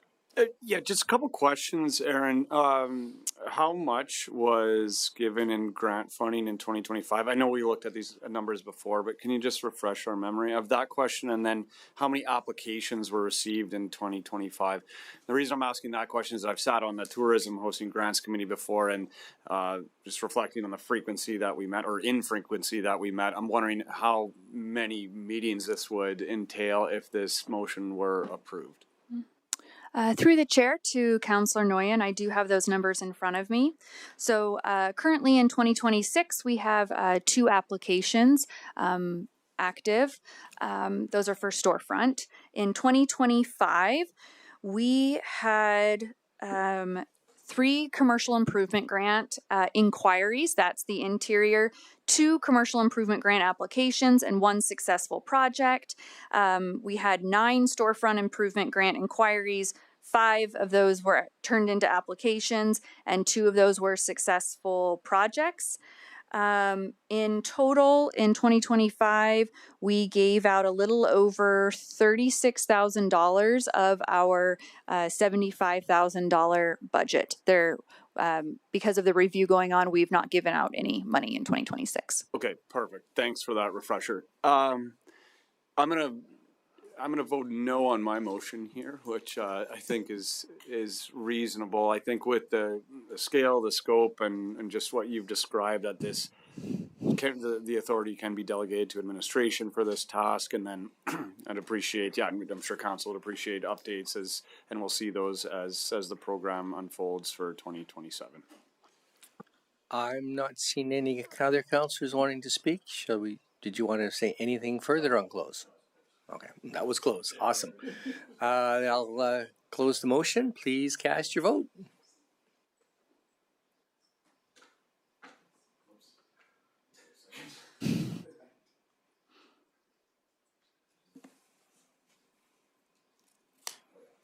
And that one is defeated 1-6. All right. Shall we power on through into item 9.1, Downtown Development Strategy Incentives Update? Aaron doesn't even need to leave. Or lunch has arrived. Aaron, are you okay for a break for lunch? Okay. Well, the will of council is you come and you join us for lunch, and we'll recess for. Lunch is here though, and it's getting cold. And Councillor Harris does not like cold food. We don't want All right. So, we come back at 12:30 then? 12:15. All right. Will the councillors come back here at 12:15 then?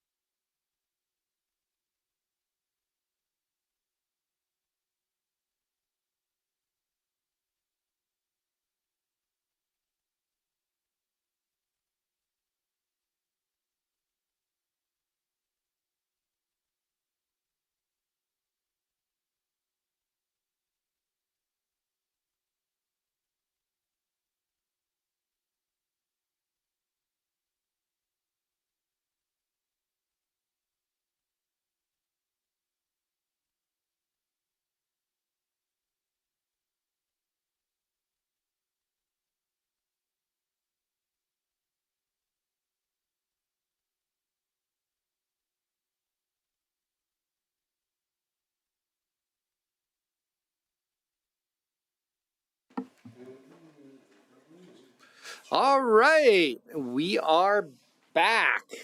Moving on to new business. 9.1 Downtown Development Strategy and Incentives Update.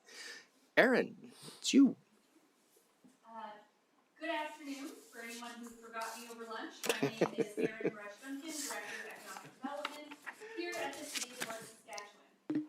Helps if you have your microphone on. Today I am presenting the final update on the Downtown Development Strategy along with recommended updates to the Downtown Development Incentives Policy. The purpose of this presentation is to provide Council with a final update on the completion of the Downtown Development Strategy, as well as provide information and a recommendation to amend FIN 015-C, the Downtown Development Incentives Policy. The two proposed changes include reducing the eligible program boundary and clarifying that projects must not be exempt from municipal property taxation. Although this report primarily focuses on the completion of the Downtown Development Strategy, it's also a accumulation of years of work revitalizing our downtown. The Downtown Development Strategy built on the Downtown Action Plan by shifting from quick-win vibrancy projects towards a focus on encouraging and supporting longer-term private investment, residential growth, commercial vacancy reduction, and redevelopment readiness. All three phases of the Downtown Development Strategy have been completed, including research and strategic outreach, analysis and program refinement, and implementation and marketing. A comprehensive list of the Downtown Development Strategy phases and initiatives can be found in Appendix A.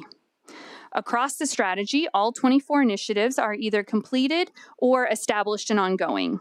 This includes a retail market analysis, stakeholder engagement, jurisdictional reviews, feasibility analysis and a pro forma, policy and program updates, marketing, and investment attraction.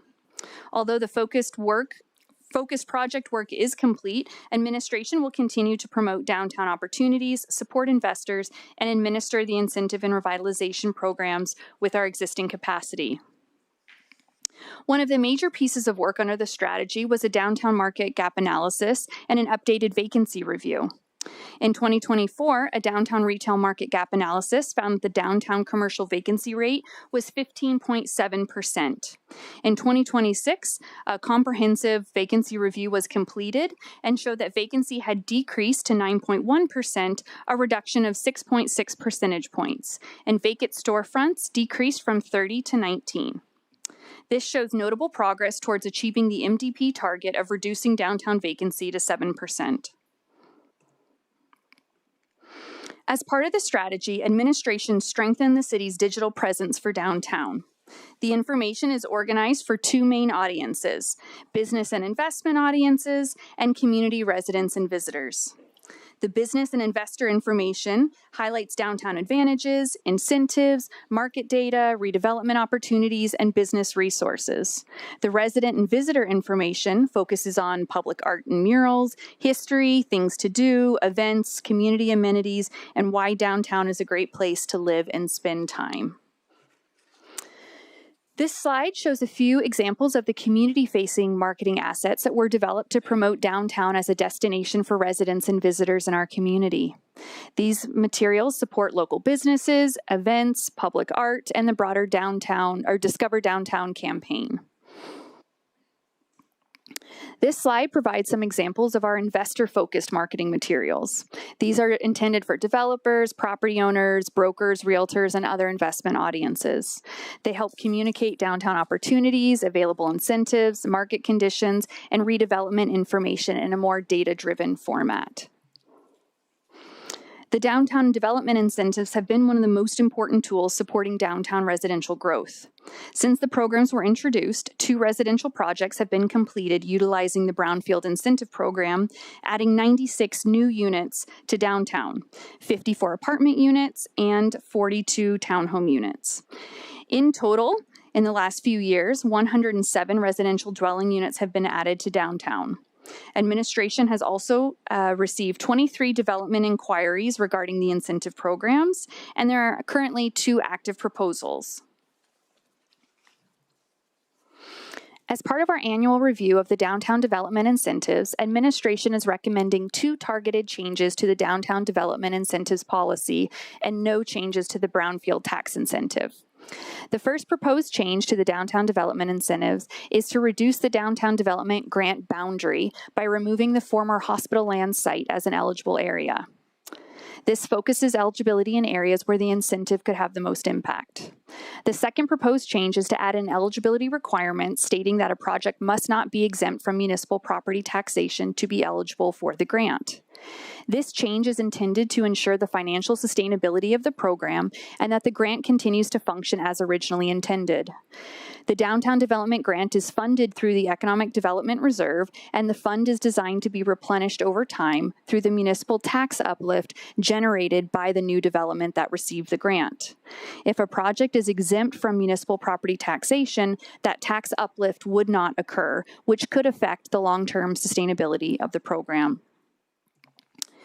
Here is that map of the proposed new boundary, and it is just excluding the old hospital land site, which is to the kind of bottom left of the area in red.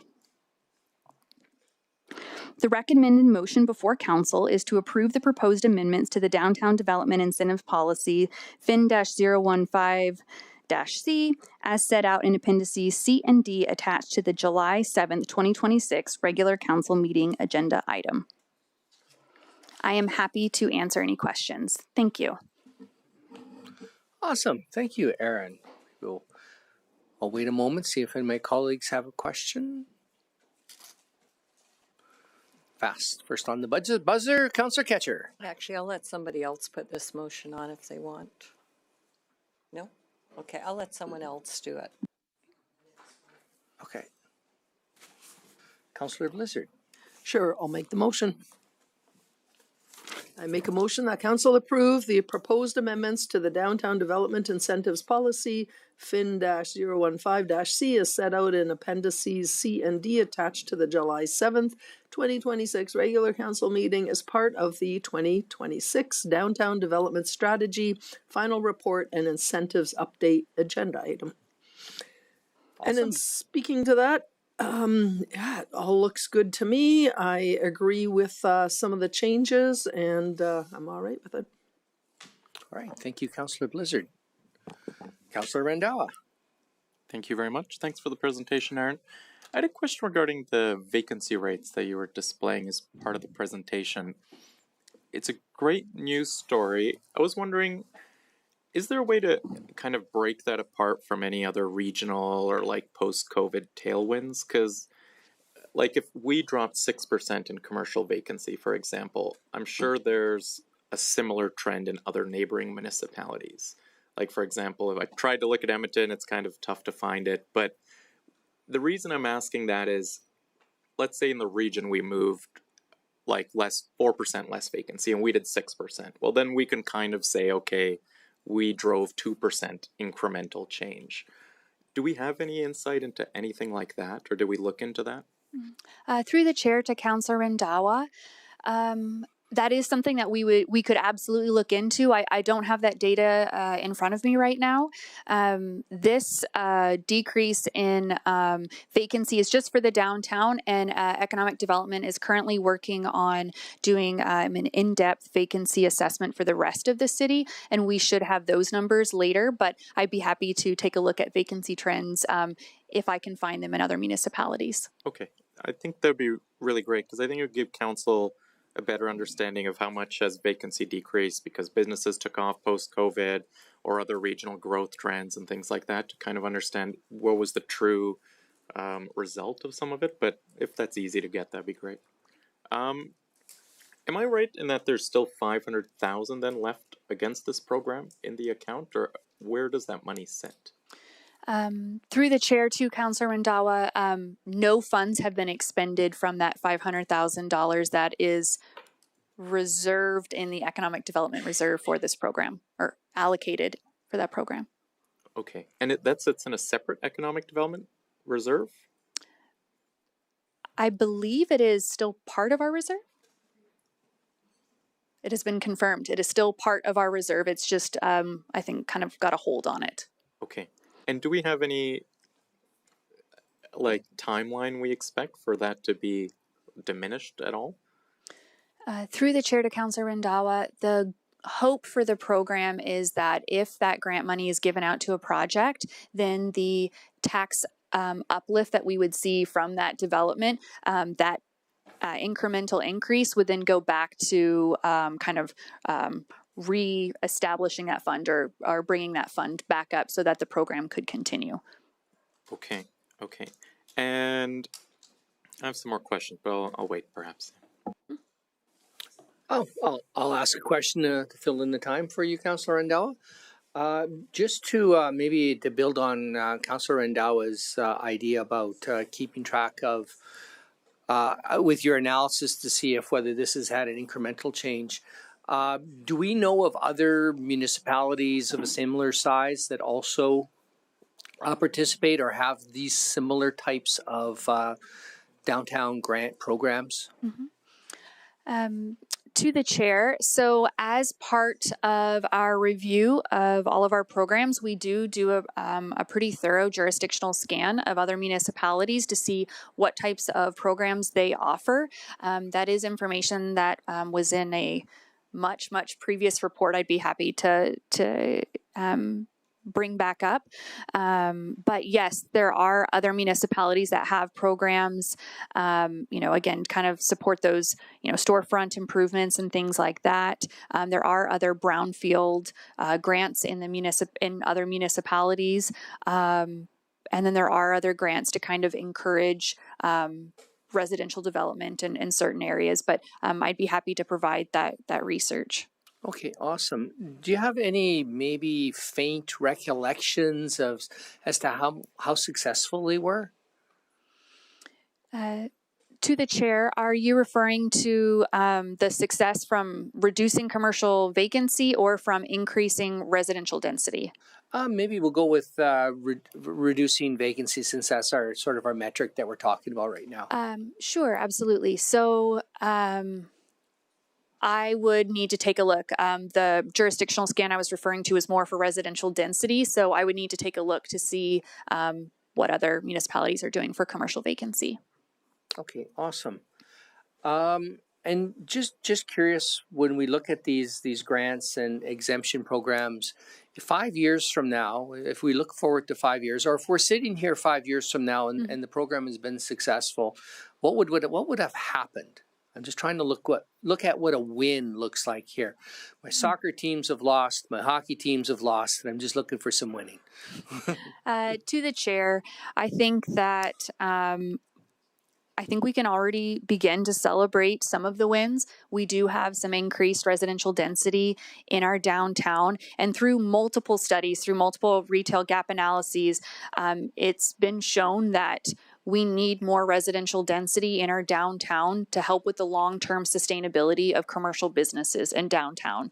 People shop and eat where they live. And so it is important that we work to, it's the recommendation of administration that we continue to support increased residential density in the downtown to support those commercial businesses. So I think we've had some wins, and if we were to look for additional wins, I would say that is, new responsible residential projects in the downtown and continuing decreasing in commercial vacancy.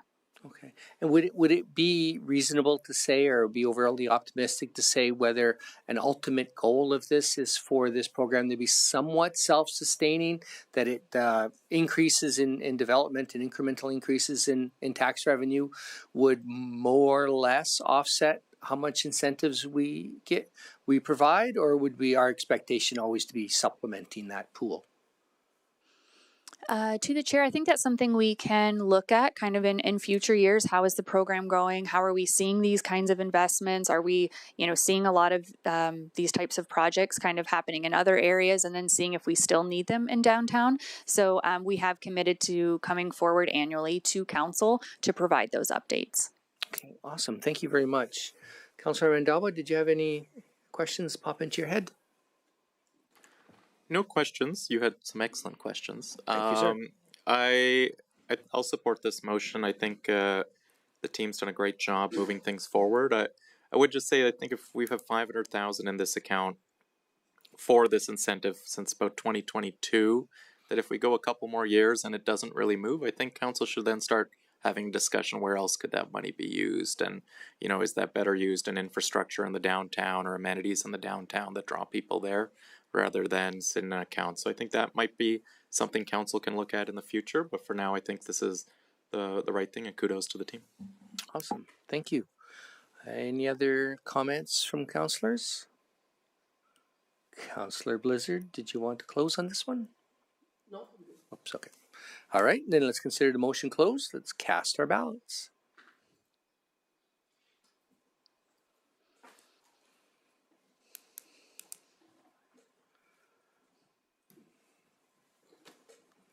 And that passes 7-0.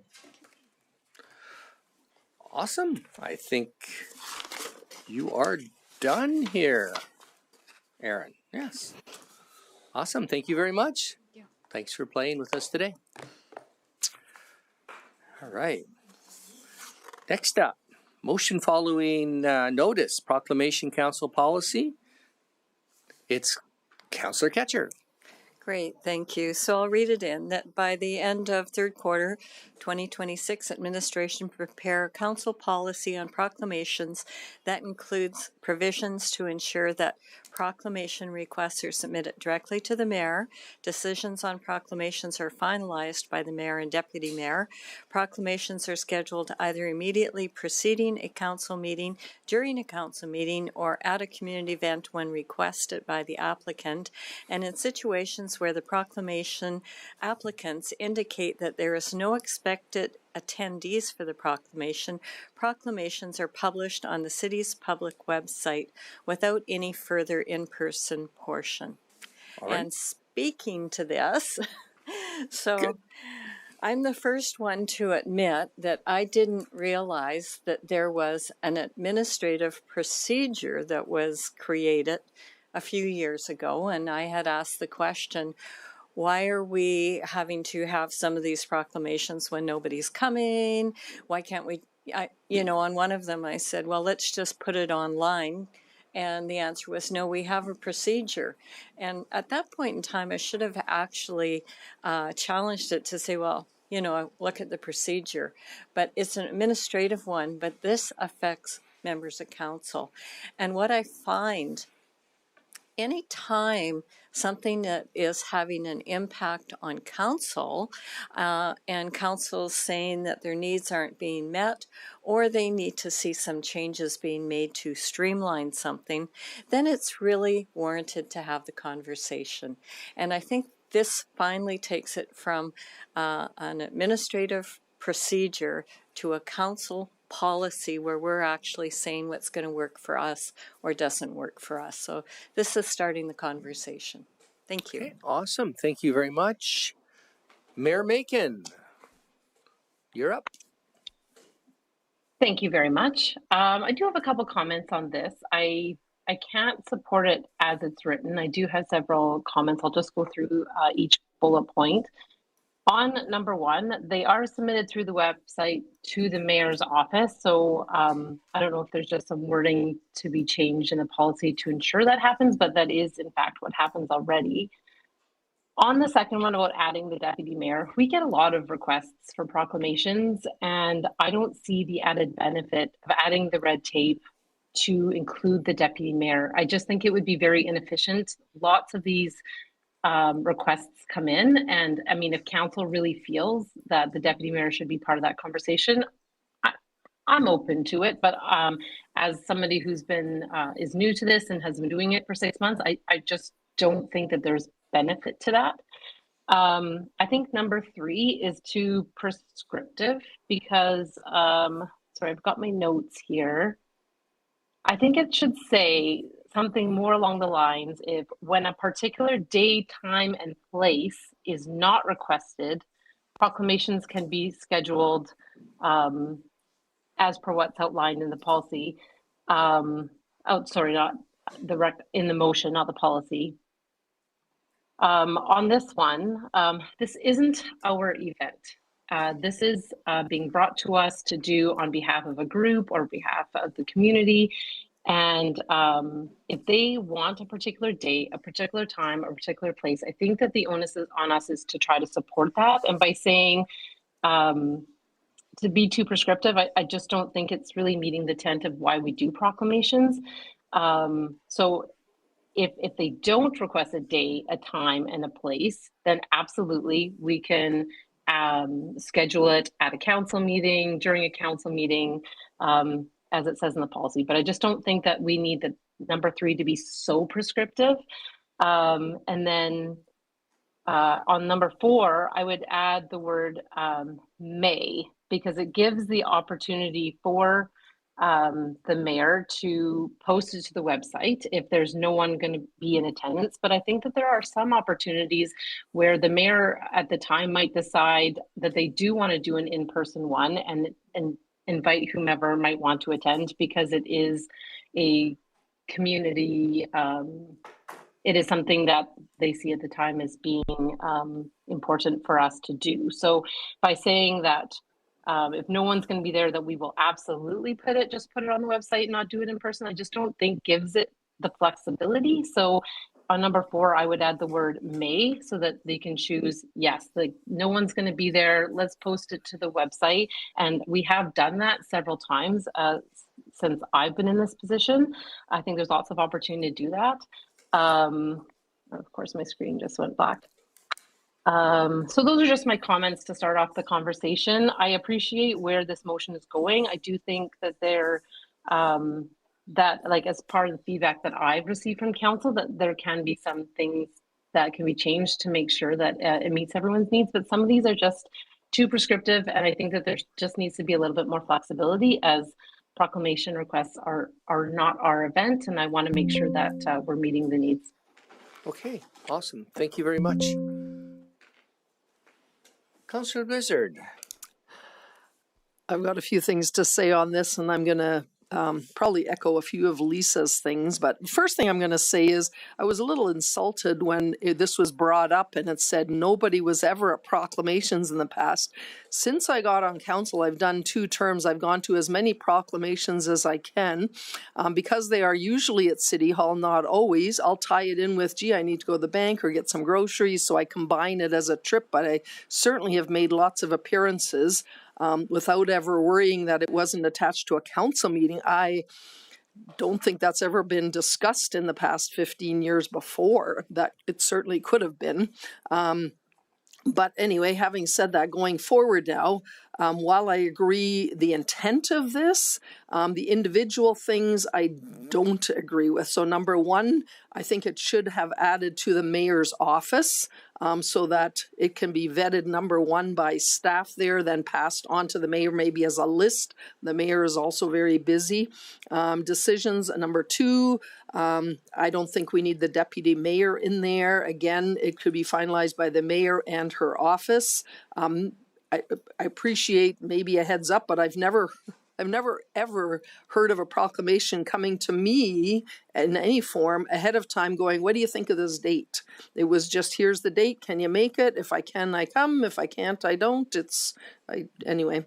Number 3, I'm okay with this in some respects, but way more flexible. It shouldn't be are scheduled. It should be may be scheduled or are encouraged to be scheduled before or after a council meeting. But there's got to be flexibility there. Sometimes it's a smaller group, but they're asking and they can only attend a certain day. It's not a community event, but they would like to be there. I remember being at one for something like the Royal Purple, where there was a lot of them that showed up. And I don't remember what day it was, but I don't think I've ever seen them attached to any council meetings preceding, not in the council meeting. And number 4, what was I going to say with that? Sometimes there are proclamations that are of value just to bring awareness. So they're brought forward sometimes by staff saying we want to do a pool safety proclamation so that we can have a picture of this and spread the word that this is an important event. So, if some people in some groups can't be there, I think that just needs to be evaluated. You could potentially do a proclamation, sign it, and not even read it, where it doesn't go anywhere other than for publication, but I think that should be flexible too. So having said all of that, unless there's some big changes, I wouldn't support this as is. Okay, thank you very much, Councillor Blizzard. Councillor Harris. In my first 2 terms of council, I attended as many proclamations as I could, and by and large, there weren't many people at most of those proclamations, other than staff and or a few members of council, depending on what their schedules were like. I didn't see much value in that, quite frankly. And so anything we can do to streamline this or clarify this proclamation policy, I think makes sense. And, I could go either way on most of this stuff. It really should be the domain of the mayor. I'm not necessarily committed to having the deputy mayor involved, although the deputy mayor should maybe step up to the plate in some instances, because that really is ultimately one of our primary jobs in that role, is to backstop the mayor and council in that regard. So, that one is, I'm kind of undecided on that. Having them done at a time that is, scheduled and or before council meetings, I think there's some value in that.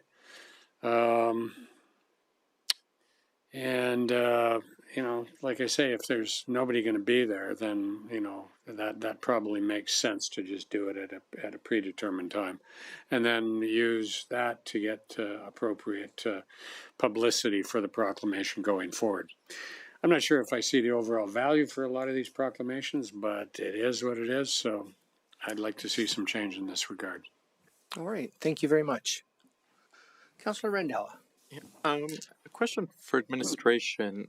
If this motion was to pass as is, will the policy that gets brought forward to council be this prescriptive just as it's passed, or will there also be a separate administrative recommendation as well? Through the chair to the councillor, the responding report and policy would align with the motion as presented. Of course, it could be amended at that time before it's approved when it comes back, but it would reflect what's set out in the motion. Okay, so it wouldn't be perhaps like some of these earlier motions we had today where the motion asked, let's delegate the authority to council, but then there was other options provided as well. That won't occur if this gets passed? Apologies. Through the chair to the councillor. To be clear, it would be me responding with this policy. I would propose maybe a few select changes or administrative recommendations to go along with the policy as directed. Okay, so at that time we would have a suite of options perhaps to tinker around with. That's correct, yeah. Okay. Do other municipalities have a similar policy that you're aware of? Through the chair to the councillor, different municipalities handle it in different ways. Many have it noted in their meeting procedures bylaw, and it's a standing item on council agendas, or it's handled under a different standing item, such as points of interest or something to that effect. We would do a jurisdictional scan when we bring something like this back. Okay. Given that other municipalities have some flavors of this and that you'll bring different options forward, I could support it. I don't agree with all the items on here as is. I think, for example, Mayor Macon can make some decisions on the proclamations. I trust her and her judgment to continue to make good decisions in that regard. But there's some other things where I think maybe some formalization would be good, like other municipalities have. And if we get that report and that jurisdictional scan, it'll allow us to make that decision and kind of align with what other municipalities do. So I can support it, but I won't support all the little things in there as is. Andrew, maybe as part of a follow-up to Councillor Rendawa's question, maybe give us the 1 minute or the 30-second version of how a proclamation becomes a proclamation.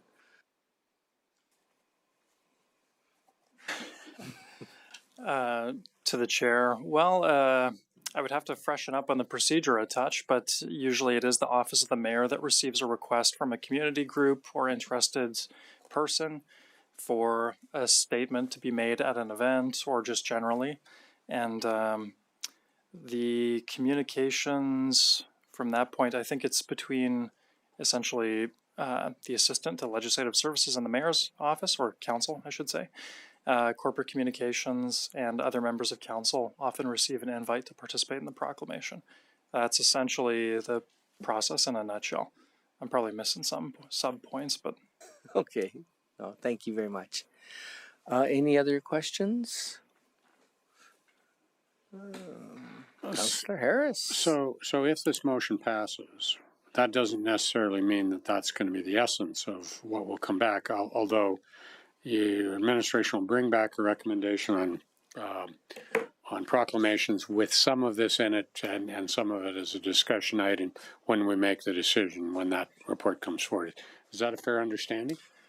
through the chair to the councillor, if council sets this direction by passing this motion, then we'll prepare corresponding policy to meet the intent here. Of course, administration may have select recommendations for certain areas, and council can then, at the policy approval stage, make those changes as they see fit. Yeah, because what I sense, I understand Councillor Kitcher's concerns, and I understand some of the comments that have been made. So it's a question of refining the way we deal with proclamations in the context of how the mayor handles it, and ultimately if there's a way to streamline it, make it more efficient, more effective, and waste less time of everybody's time. Because that's kind of where I see this kind of going. I would be prepared to support those things in that regard. I can support all of this if it's a direction to administration that ultimately that's what you're going to bring back.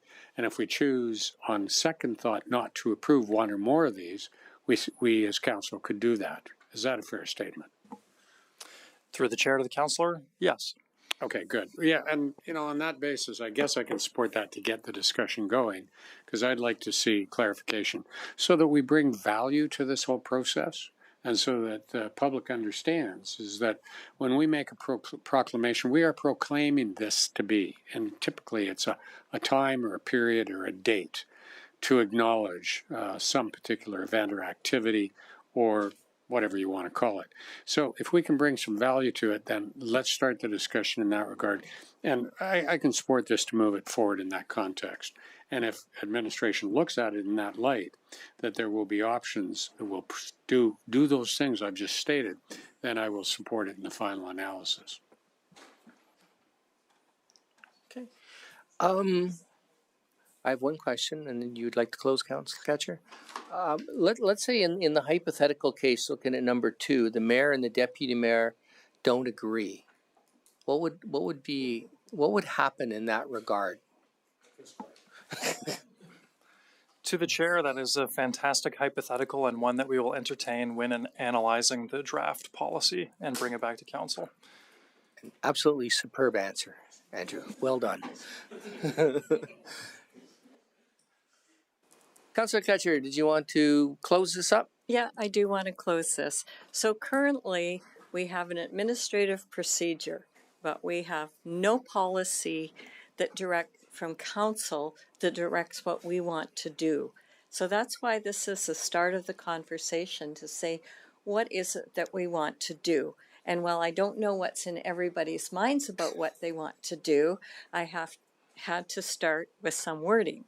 So on number 1, when I checked with Ledge Services, I originally had the mayor's administrative assistant, but they said, no, it has to be the mayor's office. So I followed that one on that one. So that's why that one reads that way. Proclamations finalized by the mayor or deputy mayor. It's a great conversation to have, as we just had right here. What if they disagree because maybe somebody says, yeah, it's not appropriate. And sometimes it's good to have it vetted by 2 people to see whether it's actually appropriate or not. But it's not a hill for me to die on. It's a conversation to have when this comes forward. As far as number 3, although I hear the words prescriptive, I think it's pretty open. Immediately preceding a council meeting, during a council meeting, or at a community event. And with the example of the ladies of the Royal Purple, they had a little community event down at the foyer in City Hall, and that was at their request, with a specific time and a specific date and whoever they wanted to invite. I don't find that prescriptive at all. It has a lot of openness. And the other one, yeah, you're right. When nobody's showing up, I tell you, the last few years of being mayor and then being told, well, if you're going to do this proclamation, you need to invite council and you need to go downstairs and be there in case somebody shows up. What a waste of my time. And when I made the comment about, well, let's just put it on the website, it was like, no, we have a procedure. And that's why, as we're having this conversation, I think it's really important to peel the onion back and look at what's working, what wasn't working. And if we're told we're following a procedure, but it's not our policy, then let's make it what we want. And this is just about starting the conversation, period. That's what notice of motions are for. Awesome. All right. With that, consider the motion closed. Please cast your vote.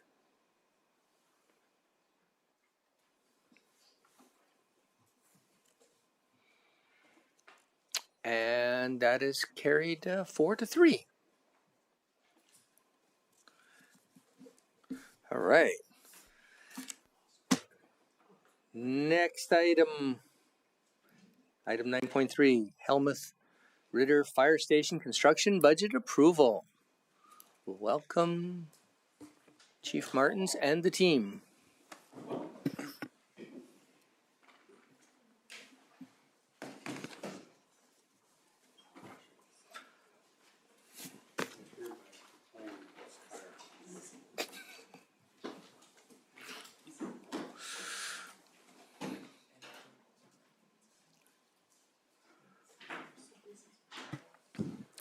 Good afternoon, Council.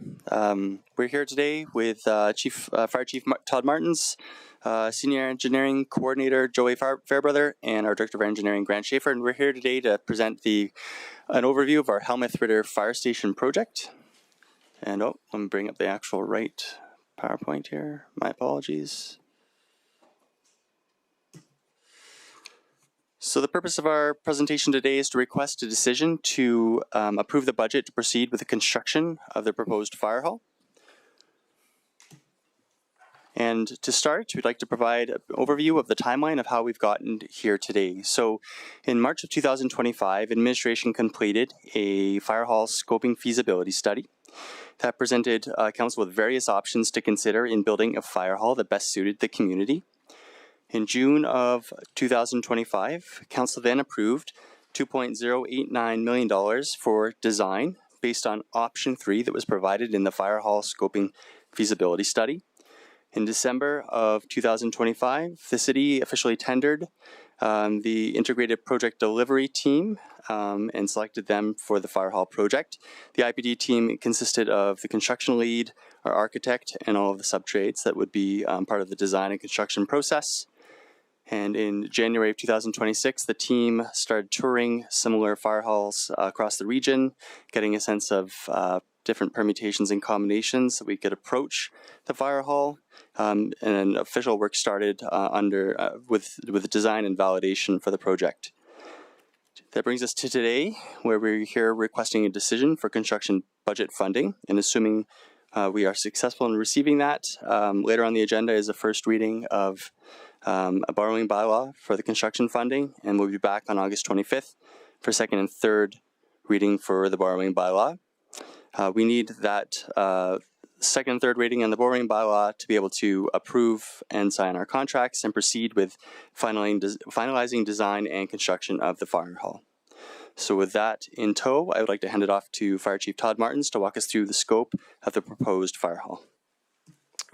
Good afternoon, Chair and members of Council. Again, I will walk you through the next 3 slides. The site, first one's our site slide, and then the first and second floor. So the site was designed around 3 key priorities: rapid emergency response, operational efficiency, and community accessibility. So the entire proposed site is about 1.46 hectares, so it's about half of the site of the city-owned property.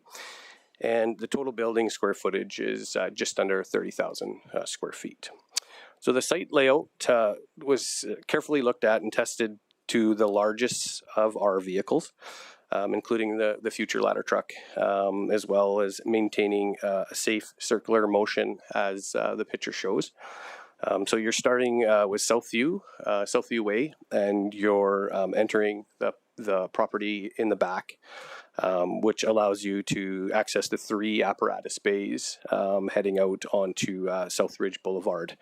And this intersection then will be controlled by a light, which will be activated through our station alerting.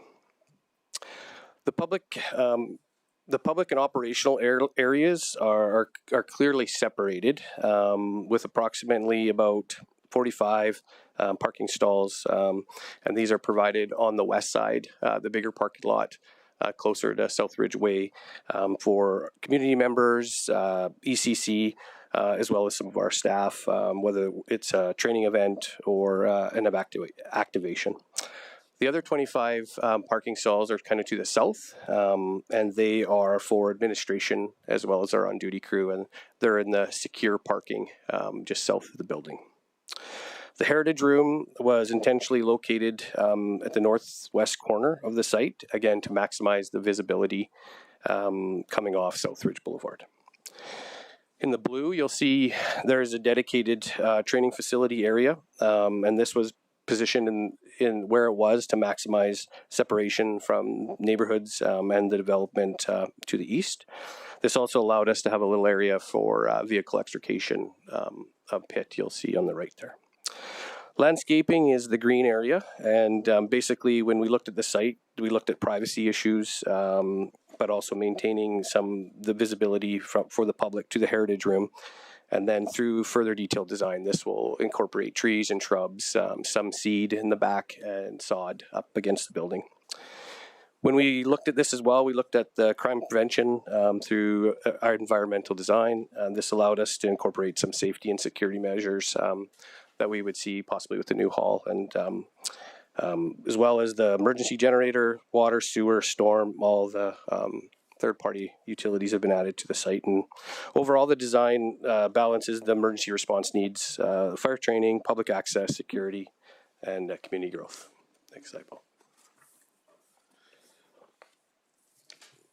So the first floor, the station was designed using a 2-story model. This was deemed the power bar concept, which was developed through the IPD process to maximize the efficiency and the functionality throughout the building. The first floor is just under 18,000 square feet. The public space on the first floor is in the yellow. Then the operational space for the day-to-day is in the middle, the pink, and the red on the right. So the operational space located on the east side of the building in the red provides direct access from the apparatus bay for emergency response off Southridge Boulevard. This site also includes the gear storage for the staff, the SCBA gear washer and dryers, compressors to fill bottles, a small shop, hose drying tower at the rear, as well as radio room. Above the area on the east, there's also a mezzanine, which is accessed from the tower. And this allows the firefighters to have access to some of the training props that would be in that area. As we move into the middle, there are 10 dorms in the pink, and they are located on the south quarter. And this was to support the firefighter rest and well-being and the traffic that was on Southridge Boulevard, or the traffic that will come. And then the rest of the pink area, so the kitchen, lockers, showers, gender-neutral washrooms, is kind of the central hub of this first floor. The public-facing space, which is in the yellow, they're located on the west side. This included a small reception area, as well as it provided access through an elevator and a staircase to the second floor. This also maintained security access throughout the building. The classroom, that's kind of just off the reception area there. This is shared by both the fire department as well as the community. And this, again, allowed us to add that community engagement, but it allowed for the operational areas to be secure. Security functionality were key to considerations when we looked at the first floor and how the flow went how the flow went for their responding to the apparatus bay, as well as separating again that public and operational space. Next slide. So as we move to the second floor houses fire administration, which are in the blue, kind of on the southeast or southwest. And then the emergency coordination center is in the green with some, I don't know if you call them light blue or light green areas as well, for a total square footage of 11,800 square feet. The ECC includes meeting rooms, breakout space for role-specific functions, so your communications, operations, planning on the slide there, and they're located on the north, so off Southbridge Boulevard. On the south, there's the kitchen and some outdoor space, and this supports administration as well as it supports the ECC during an activation, training courses, rental space as well.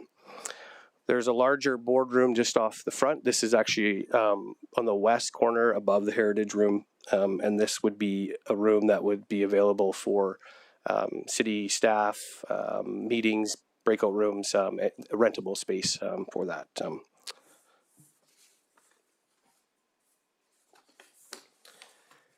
And the administration offices, so they would be kind of west and south on the bottom there.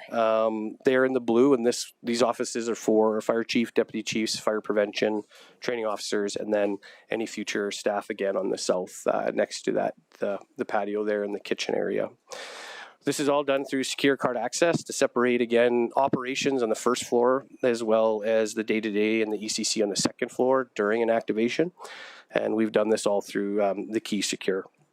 There's also the dedicated parking as well for the staff for the ECC on the second floor within that 25 vehicle site on the bottom in the south. Overall, the second floor provides flexibility and is a resilient space to support the day-to-day operations and emergency management. Thank you.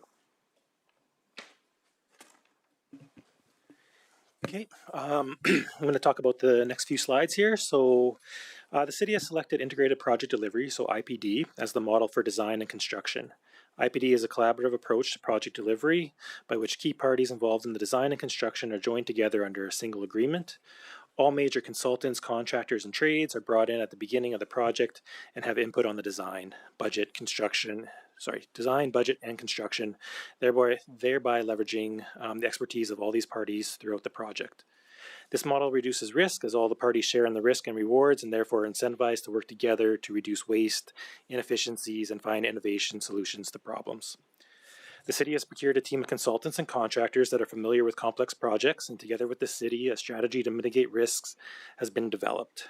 This includes the development of a risk register, which is a dynamic document that tracks all identified risks with the dollar value and probability to the risk. The risk register helps develop mitigation strategies to reduce or eliminate risk and is monitored and updated throughout the life of the project. This document is the basis for the contingency amount in the project budget. Early identification is another way the team plans to mitigate risks. A geotechnical report has been complete, so the team understands the soil conditions and water table and can design around these constraints. A site survey has been completed, and we have had internal meetings with other city departments where we presented the design to see if there are any concerns or other considerations we have not thought of. Meetings with these groups will continue throughout the project. The project team has developed a strategy to manage the impact of tariffs. The team will look to procure equipment and material early in the project. We will look at alternate sources that are local or tariff exempt. Transparent communication will also be a key to identifying early warning signs about price shifts and develop strategies before they impact the budget or schedule. IPD is much stronger in transparency and open communication as the team is incentivized to work together to solve problems as they affect all team members, not just one company. The city is carrying $250,000 for tariffs outside of the IPD team's budget. This is included in the $30.99 million project budget. This is for any tariffs that may arise during the project that have not been accounted for during the validation and only can be accessed by the IPD team with proper paperwork from customs. If there is a current tariff on material or equipment, this has already been incorporated into the cost estimate. Also, the cost estimate and contingency includes cost escalations. So for example, drywall will occur later in the project, so that cost escalation of the material has been taken into account. There are risks to any construction project, and these risks need to be managed throughout the life of the project. The project team will use these strategies and their previous experience with complex projects to manage the risk. So the new fire station will have impact to the surrounding areas during construction. The general contractor has developed a logistics plan which looks at the impacts to the area and provides mitigation measures. Some of these measures will be to schedule deliveries on off-peak hours, have dedicated access routes to sites that are clearly marked, street sweeping to control mud tracking onto roadways, water trucks to spray for dust, alternate pedestrian routes will be developed if any sidewalks must be closed, and flexible work hours can be used to minimize noise and invasive activities. Secure fencing and gates will be placed around the construction zone. Laydown areas have been identified for material storage to allow for efficient and safe movement on site. The city will provide public communications via the city's website and social media. Notices will be provided directly to any surrounding residents or businesses that are directly affected by the construction. Minimal lane closures or road closures are expected as the site is fully serviced. Any closures will be communicated to the public with electronic message boards and through the city's website. So the city has developed the operating budget for the new fire station based on the design and the validation report. Other city departments were consulted and provided budgets based on this design. There is no increase for fire services to salaries, wages, benefits, and training vehicles, as the current fire station staff and vehicles will be split between the existing fire hall and the Helmuth Ritter Fire Station. Utility costs for gas and power were calculated based on the proposed equipment and energy model that has been created by our mechanical consultant. They also provided life cycle costs for major mechanical equipment, which is incorporated into the operating budget. The debenture cost makes up the bulk of the operating costs. If the debenture costs were excluded, the operating cost of the facility would be $425,000 annually. The estimated property tax impact is 3.89%, or approximately $101 annually for sample residential property and $445 annually for sample non-residential property based on the 2026 sample property values. The capital project budget is $30.99 million, which includes the previously approved $2.089 million for design, $1.78 million for the training tower, which includes the foundations and asphalt around the training tower, $1.05 million as a contingency, which is based on the risk register, and then $250,000 for tariffs and city contingency outside of the IPD team's contingency and team profit. IPD shares the risk between all poly-party members. Therefore, if there are any additional costs during design or construction, the contingency would be used first. If there is no more contingency, the profit would be used.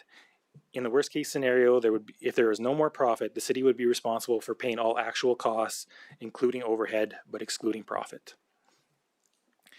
If there are cost savings, the city can add wish list items if it is still feasible to do so. If there are no more wish list items, 50% of the cost savings would go to the city and 50% would go to the project team. Approximately $11.1 million of the project cost is expected to be funded through developer levies. However, these funds are not available up front. As levies are collected during and after construction, they will be used to offset the project costs and reduce the net impact of debt servicing. The $30.99 million budget is 26% over the Class 5 budget that was included in the feasibility study. There was an error in the council report where it said 21, but it's 26. The feasibility study did a good job defining the program and spaces required in the facility. The IPD team took that work and further defined the scope based on feedback from all the IPD partners, which includes architects, contractors, and engineers. The IPD team also went out to trade partners such as structural steel, civil, masonry, and cladding to further develop the scope and budget. As you can see in the renderings, the design is a two-story rectangular building. The second story stacks directly above the first floor, making for an efficient design. Through the validation process, a wish list was developed. This wish list includes items that are, I guess we consider non-essential to the operations and can be added to the project if cost savings are realized. Over $1 million was identified and moved to that wish list. Over the past few years, we are seeing a noticeable increase to construction costs. Tariffs and global unrest are causing some of these increases, but another factor is sustained market pressures, especially in the Edmonton metro region. where the volume of active projects has outpaced the available skill force. With demand exceeding supply and these broader increases to input costs, trades and vendors are being more selective with the projects and margins are increasing. Finally, it is important to note that as of December 31st, 2025, approximately 11% of the city's self-imposed borrowing limit has been used. These limits are recalculated annually based on the city's revenue and are not static and are expected to increase as previously approved borrowing is drawn from major capital projects. So next steps, once council approves this project to proceed, later on the agenda today we have first reading of the borrowing bylaw. Then in late August we'll bring forward second and third reading of the borrowing bylaw. At that same time, the team will be finalizing the validation report, which will give us the ability to execute final agreements if council approves to proceed. And if approved, detailed design would continue from September of 2026 to April of 2027, with a groundbreaking anticipated for spring of 2027. Construction would be expected to be complete in Q3 or Q4 2028. So the motion before you today is that council amend capital project 25025 Helmuth Ritter Fire Station by adding $28,901,000 to the project budget and authorize construction of the facility, and further that the project be funded by debenture. And we are here to take any questions council might have. Awesome. Thank you very much. Councilor Randhawa has been waiting patiently. Thank you very much for the presentation. Just a couple questions that I'm happy to make a motion. In terms of the options presented, the 28.9 gets us all of it included, and what does the other two options, what is that specifically removing? And what would be the impacts to your team there, Chief? Through the chair to Councillor Rendell. So the 28 million, that is what we validated for the concept 3. So that you're correct. That was the operational area, the ECC administration, the training tower. That's what we validated for. We didn't validate the other two concepts that were in the previous study. For sure, but sorry, the report has two options that remove some items. Correct. So yeah, through the chair to Councillor Rendell. So there's the option to remove fully the training tower in the back and the work that would go with that. There's an alternative option to remove a portion of that, or essentially just cut the project in half. Okay. And could you speak to the benefits of the training tower to your team and to the overall fire department, and the importance of that? Sure.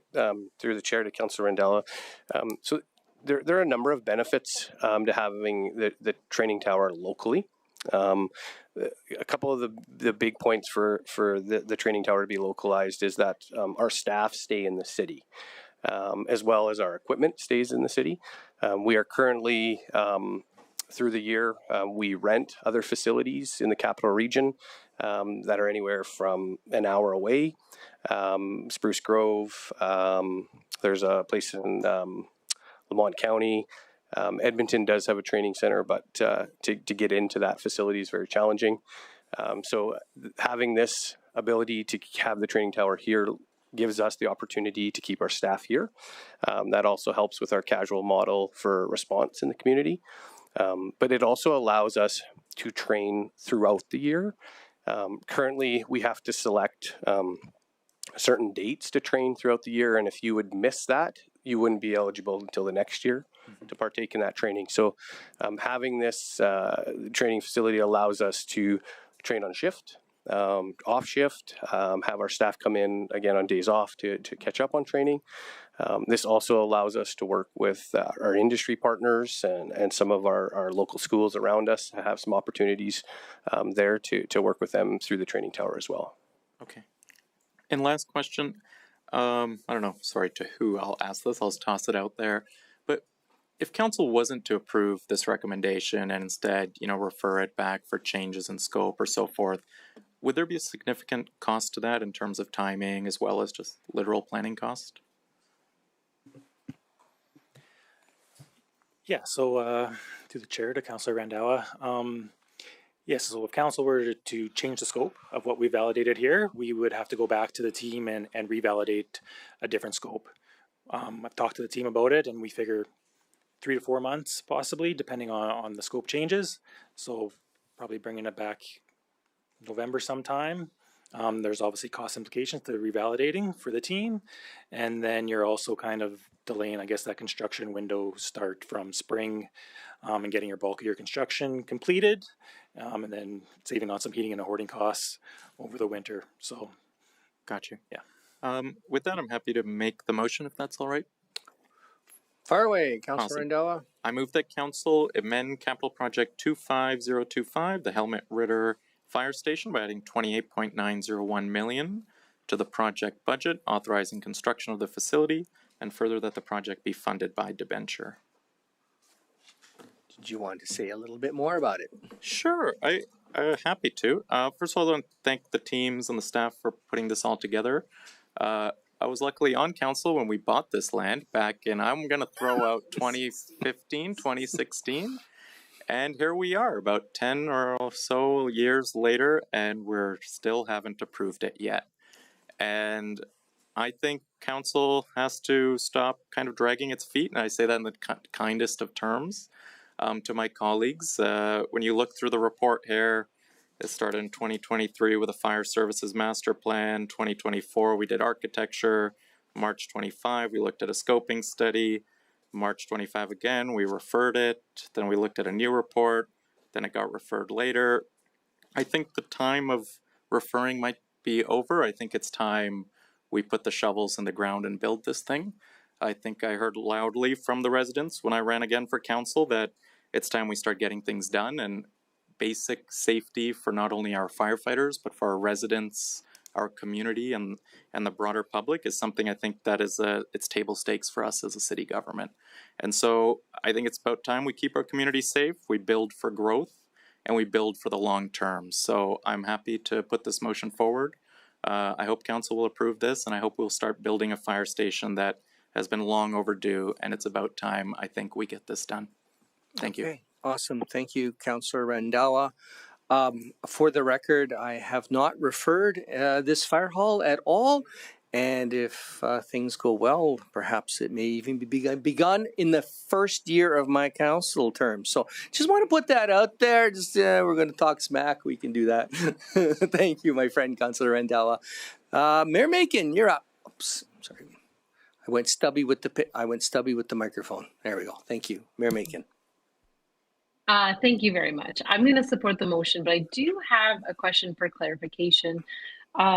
Joey, did you say in your report that the 28.9 would result in 101 per household increase per year from the average household collected? Was that the number that you gave? Yes, that's correct. It was $101.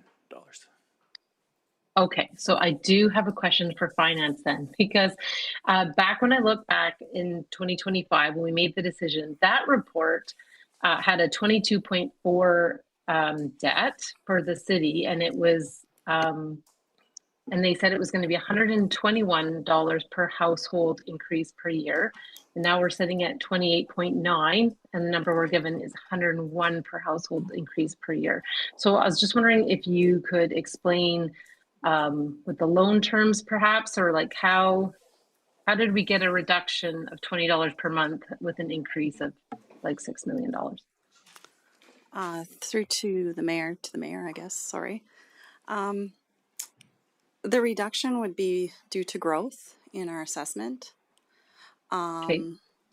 Also, I don't recall what terms we used last year, the interest rate. So the interest rate could be a little bit lower right now, but I think the bulk of it is the growth in the assessment. Okay, thank you very much. I am going to support the motion. We've done a lot of work on this, and I don't think, with all due respect to Councillor Endow, I don't think anyone's dragging their heels. It's been a really important conversation. We were thorough for a reason, and I think we're going to build the right fire hall at the right time, and I will support this motion. Awesome, thank you. I would just like to interject myself here and ask a question. I'm just looking at the live fire hall, the live tower. Just worried. My concern would be with emissions from that particular tower, especially as the tower would be close to potentially a residential area and a school. I wonder if you can maybe enlighten me on that. To the chair. So this type of training tower would be what we call a Class B training tower. So that is, we don't burn any combustible materials. It would be either propane or a gas fed. The burning would happen in what we call burn cells or burn chambers in certain parts of the structure. So it would be no different than your propane barbecue at home, just on a bigger scale. As far as how we would set that up, whether that would be a prop for a kitchen or prop for to simulate a bed or bed fire or something like that. So we also have the ability through the Class B, we run what am I trying to say? We run like the smoke. It's like your fog machine, I guess. Yeah. So it's a baby powder material. It's a liquid. It's non-toxic if it gets on you. So basically, you might see some small puffs of that come out, but it's not continuous burning. We're not burning any Class A materials in this facility. Okay, so just in case it comes up at a future time, no residue or noxious emissions would be going over a school property or a residence's property or anything like that? Through the chair, no, it's all even the propane or the gas props that would go in, they're all controlled by a valve. They're all controlled through a monitor as well. So if it gets over a certain temperature or a certain range, it automatically shuts off the prop. So there would be no emissions or any type of smell that you would have. Okay, maybe my last question on this go around is, about what percentage of the time would our fire department be using this particular tower versus the fact that maybe we could make it available to regional partners? Through the chair, so I don't have a percentage for you, but I'll try to break down like what we do throughout the year. So we publish a training calendar annually, and through that calendar, there's a number of benchmarks and competencies that each of the firefighter, full-time or casual, need to achieve. So they have monthly training, which they need to do for those checklists. Everything from, river rescue to throwing ladders to car fires to vehicle extrication. So the facility for us would be absolutely used monthly, daily as well. There would be times that it would be slower based on vacation and some other things. And so we'd take some opportunities with some of the other areas to schedule in where those days would be free. Okay, so there's some scope for us to maybe earn some revenue to mitigate the $2.6 million sting of this? Through the chair. So yes, we have had discussion with industry partners about renting the facility. We've inquired about even some of the props that they might like to see out there, flanges and different types of props that they use in the industry, as well as we reached out to a neighboring fire school that would be looking at interesting to come and use the facility as well. Okay, thank you, Chief. Councillor Nguyen. Yeah, thanks. A couple of questions based on the presentation. I think, Paul, you mentioned about debentures. When we originally looked at the scale of this project, cost of this project, and tell me if I'm remembering things incorrectly, but I seem to remember the figure around 60% that would be debenture funded. And now that number is around 30% in your presentation. So what's changed in the, and tell me if I'm wrong, I see some furrowed brows if I'm completely off the mark with that. And the words could have been potentially funded up to 50 or 60% by debenture, but I seem to remember that figure when we were talking about the overall cost of the project and the operations impact. Through the chair to Councillor Nguyen, just to clarify, are you talking the debenture funding or levy funding? Levy funding. Sorry, I completely misused my vocabulary there. It was, yes, levy funded. So through the chair to Councillor Nguyen, so it stayed, the percentage I think stayed the same at about 49% for both. I think we're a little bit less than that now, but it was in that range, was about 60% debenture funded, benefit to the whole community, 40% to the growth areas, and that would be that piece that is levy funded. So I believe percentage wise, the amount that was levy funded went up the same as what it did in the past or in the previous report. I can't recall exactly what that number was. Okay, I thought they were vastly different, and it might be. I may be wrong. I reference don't then. believe they were. I thought they were stayed the same. Because I thought it was around 60% levy funded, is what I was trying to say to begin with. So 40% I think it was flipped, but I could be wrong on that. I don't have that number in front of me from the previous report. Yeah, I'm thinking that the numbers of how much was potential to be levy funded is vastly different. So I don't know. Do you have further insight, Paul? Chair to Councillor Nguyen, when we were up here last year, going through all of the options for offsite levy funding recommendations for Concept 3, we had 47.7% funded from levies. From levies, and right now but in your presentation, isn't it 30%? Or that's completely? I'm mishearing things here today. It would be approximately 30% of the total cost. Yes. And that's. Are we talking about the two same numbers? Yeah, we are. So previously, last year, we'd said it was about 40% was what what we thought it would be. 50. Sorry, whatever. Yeah, 47%. 47%. Yeah, so it went down 17% of what's able to be qualified for levy funding. Yeah, so when we looked at it and broke out the different areas in terms of what was benefit to the whole community, what was benefit to the 10-minute response area, that worked out to the 11.1 million from levies now, which is approximately 30%, I guess.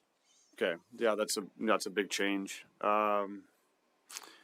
How much so far has been spent out of the $2 million for design? So you mentioned that detailed design is going to be happening in September. So I assume that's embedded with the $2 million design and construction, as it's called. I think it's design and engineering in your presentation. How much has been spent so far? Yeah. Yeah. So through the chair to Councillor Nguyen, approximately $600,000 has been spent so far. So we're $600,000 deep in design work for this. And third question, follow up here. What areas of cost effectiveness or cost efficiencies were heavily discussed by the team? That's the question. And the context of it is we've gone up $6 million from what we originally thought a Concept 3 would entail.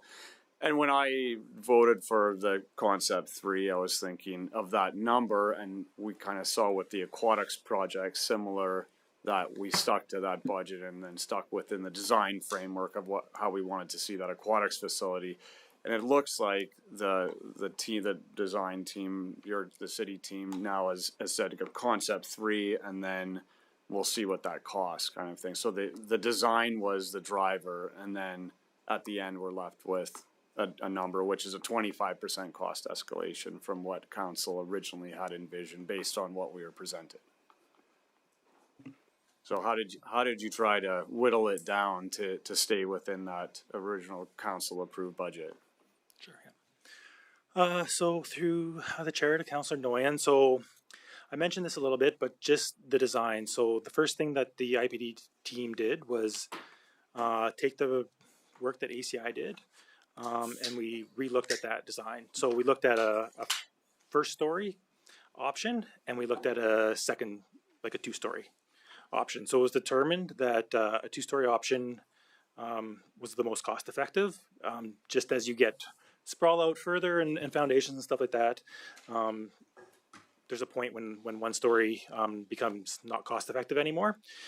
So we've stacked everything above each other, right? So that makes for an efficient structural design.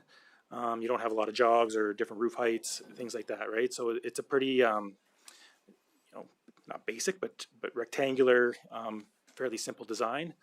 That way, we've put the mechanical rooms and electrical rooms in the middle of the building that just shortens up your runs across the building and stuff like that. Then, as I mentioned, we looked at some wish list items, right? So as we went through, and a couple of those were like having complete concrete aprons out of the app bay. And it was determined that, we could only maybe do 3 meters, or we are going to do 3 meters outside the app bay, and then we could do asphalt, which is a cheaper solution. We moved some furniture and equipment that was non-essential there, some exterior lighting, added some seed in some areas where we didn't have to sod So, and then we gained a few efficiencies by moving the admin space up to the second floor so they could share some spaces with the ECC. And that also gained us some future growth. So there's just a few examples of how we looked and tried to make the design more efficient and cost effective. Okay, good enough for now. Yeah. Awesome. Come back Thank on the you, next Councillor round here. Noyen. Appreciate it. Councillor Blizzard, it's your turn. My turn. Okay. So as money comes in from the levies, is that put against the debenture? So that, and I get you're not going to go every time there's a few $100s, but you know, if it amounts to a certain amount, can we put it against it to lower the debenture cost? I don't know who would answer that. Through to Councillor. So it depends on the borrowing terms, whether we there's early repayment options, if that makes sense. Some borrowing options, particularly the provincial lending program, may have limited flexibility. So they'll probably impose penalties for an early repayment. If that's the case, we also could look at more beneficial use of the levies to help the annual debt servicing. So that could cover that. Another option is to have a combination of the provincial program and a financial institution, where a financial institution may be a little bit more flexible, but the terms may be a little bit higher. So we will look at that once we're ready to take out a borrowing.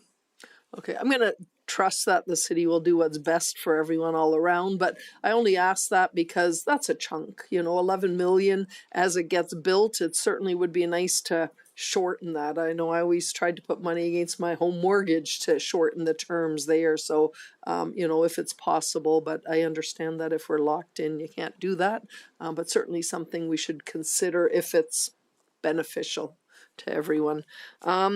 The training tower. So when you leave, I'm totally in support of all of this. I'll say that first. But when you leave town with a truck or somebody that's training, going to Spruce Grove, how long is that truck gone for, and what are the consequences? Is that an extra truck anyways? You know, we're losing a vehicle that can be ready to fight a fire. Through the chair to Councillor Blizzard. So we try to throughout the year, like I said, do a couple training weekends. So a Friday, Saturday, and Sunday, and we also try to accommodate some of the casuals during the week, if there's space available. So, like I said, it could be 15 firefighters, 2 trucks that could potentially leave. We normally try to. We don't take any of our frontline apparatus. So the tower stays in town, and one of the squads would always stay in town. So we take the oldest of the fire trucks currently for the one, and sometimes we would take the other, and the rehab trailer. So it is a lot of equipment that leaves, and there has been times, you know, where we've been caught in traffic coming back, so that delays us even longer. And there's always that challenge of equipment breaking down and then it's stuck wherever we are, which has happened twice now. So where our mechanics had to come out and deal with that kind of thing. So it's a lot of planning to make these happen. And the equipment is out of our city, which now is no longer for use within our city. So when they go for a weekend, are they gone for the weekend? Like it's overnight and for the training, long days, or do they go there and come back and go there and come back? Through the chair of Councillor Blizzard, so the fire trucks come back, and the staff do come back. Some of the equipment possibly could be left there, like our rehab trailer could be left there with all of our equipment in there, because we take all the equipment there to be there for the whole 8 or 10 hour day. Okay, yeah. And I only asked that to point out that, you know, there's some of our equipment that if we had a big fire or 2, and yes, we don't get a whole lot of fires. It's not important. I've always said this, insurance isn't it important until you need it. And I think a fire department, that's entirely what it is. It's insurance that if you have something happen to you, your house, your place, they come and help us. And the more they're gone, the more they're not available to help. So I'm excited to have the training tower in town. I think this is the time to do it, because even with all the assurances that there's no issues with neighbors. I think as somebody goes there, there may be more vocal cries about not in my backyard. So this is the time to do it before there's backyards there or even business backyards. So I think this is the time. Fire departments, although some of them do calendars that can get glamorous, but they're not as glamorous as maybe a pool or an arena that we look at. But they're certainly a lot more vital for our community. If the arena shuts down, we can live without it. We may not be happy. If the fire department isn't around and something happens, we're going to be very unhappy. So I support this wholeheartedly, and I'm looking forward to getting a tour, maybe even as progression goes, and to seeing the final product in a few years. Before I move to Councillor Ketcher, we've been going for an hour and 20 minutes. Is there any desire for a break? All right, go for it. And Councillor Harris. Reflecting back on the discussions that the previous council had to get us to where we are, I compliment the team that has put this recommendation and this plan together. I think we are a growing community who are in need of a first-class fire station. I see this as our new main fire hall, quite frankly, because it will be in the middle of the community as the community grows. That notwithstanding, our fire hall that we've had, and the current fire hall, has served us well for many years, and I think our staff have used it effectively and efficiently and will continue to use it effectively and efficiently. But the time has arrived to make an important decision to move forward. The last council really mulled this over. We went back and forth, and there were lots of different options. But I think we've settled on the final option that will take us well into the future. And this is a council that ultimately has to make the tough decision. It has a cost to the community, but the community needs a facility that can meet the needs of our fire department to reach our public requirements. So I think we've been building up a very dedicated fire staff and fire personnel, and to have a facility, this and the existing facility, will ultimately ensure that we have the best opportunity to respond to emergencies. I think having the ECC in the new building ultimately is one of the most important things, in my opinion, because it allows us, because we are in a risk-oriented community, it allows us to plan and to respond to any emergent situation that may come in. And I think it's well positioned for that in its proximity, not towards industry, which ultimately we draw benefit from, but there's also a risk profile there as well. So I'll support this recommendation. It's about time, and I think that ultimately we will go forward to ensure that this ultimately meets the needs. I think we all heard loud and clear on the election campaign, build it once, build it right. And I believe that this is ultimately building it once and building it right. So I would hope that the rest of council can support it in that regard. It looks like we have good support for it, and I thank you for the work that you've put into this. The team has done a good job, so congratulations. Awesome. Thank you very much for that, Councillor Harris. Councillor Ketcher. All right. Thank you very much. I won't reiterate everything that everybody says, but I did what he said, did what she said, did what some of you said as well, that this is the time. It really is. You think about it, 2014, the council of the day in 2014 had the vision to say, we need a new fire hall. Where are we going to build this fire hall? And the council in 2014 spent the money to buy that land to set it aside. 5 years later in 2019, as times were changing, it was a transition to go from volunteer to full-time. That was a big change. And yeah, it cost our city a lot of money to do that. But it is money well spent when it comes to safety. And I'm going to say we're now 7 years later, or we're into 2026 now, and it's still going to take 2.5 years depending on how fast Joey can do this, to get this facility constructed. But I know every time I post the construction updates on Facebook, on my Facebook page, first question is, well, where's the fire hall? Where's the new fire hall? And I go, it's in design. So there is a huge community cry for this. We heard that through the campaign last year, and that was the main issue. I'll be honest, it was the main issue, even over the pool, to have a new fire hall. And people said, we'd rather have the fire hall than a swimming pool if you have to make a choice.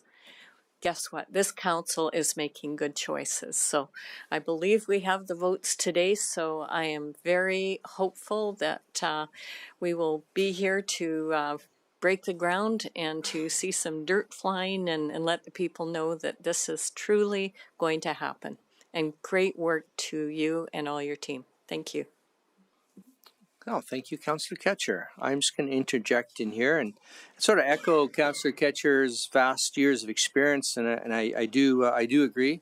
This is probably the best council of all time in Fort Saskatchewan. No hyperbole in that at all. I just have a couple of questions, only because you know, as much as I do support the fire hall, I still have a little bit of sticker price shock here with the 26.6% increase.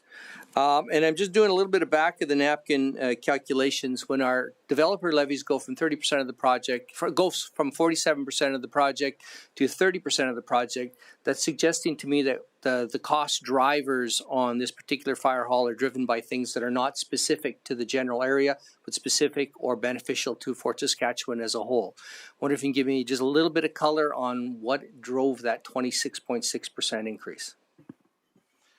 To the chair, so I think I'm kind of a little bit off the top of my head here, so I'm going to try and wing this one.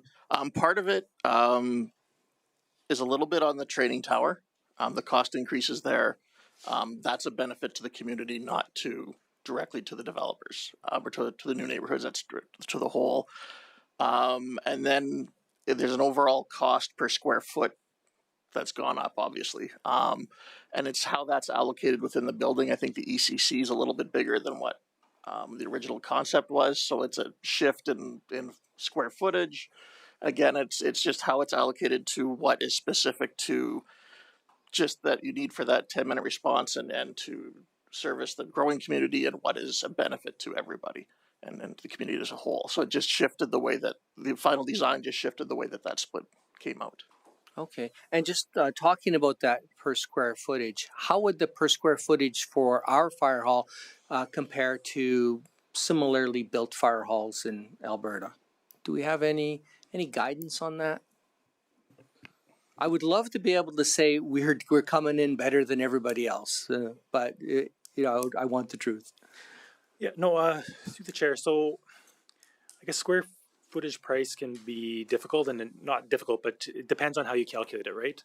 So a lot of the other square footage prices that the team has looked at, those typically exclude site work, land purchases, and stuff like that. It's for the building itself. So when you take out our site work, the fire training tower, and just look at the building, the square footage price is in line with, I think, other projects that have happened recently.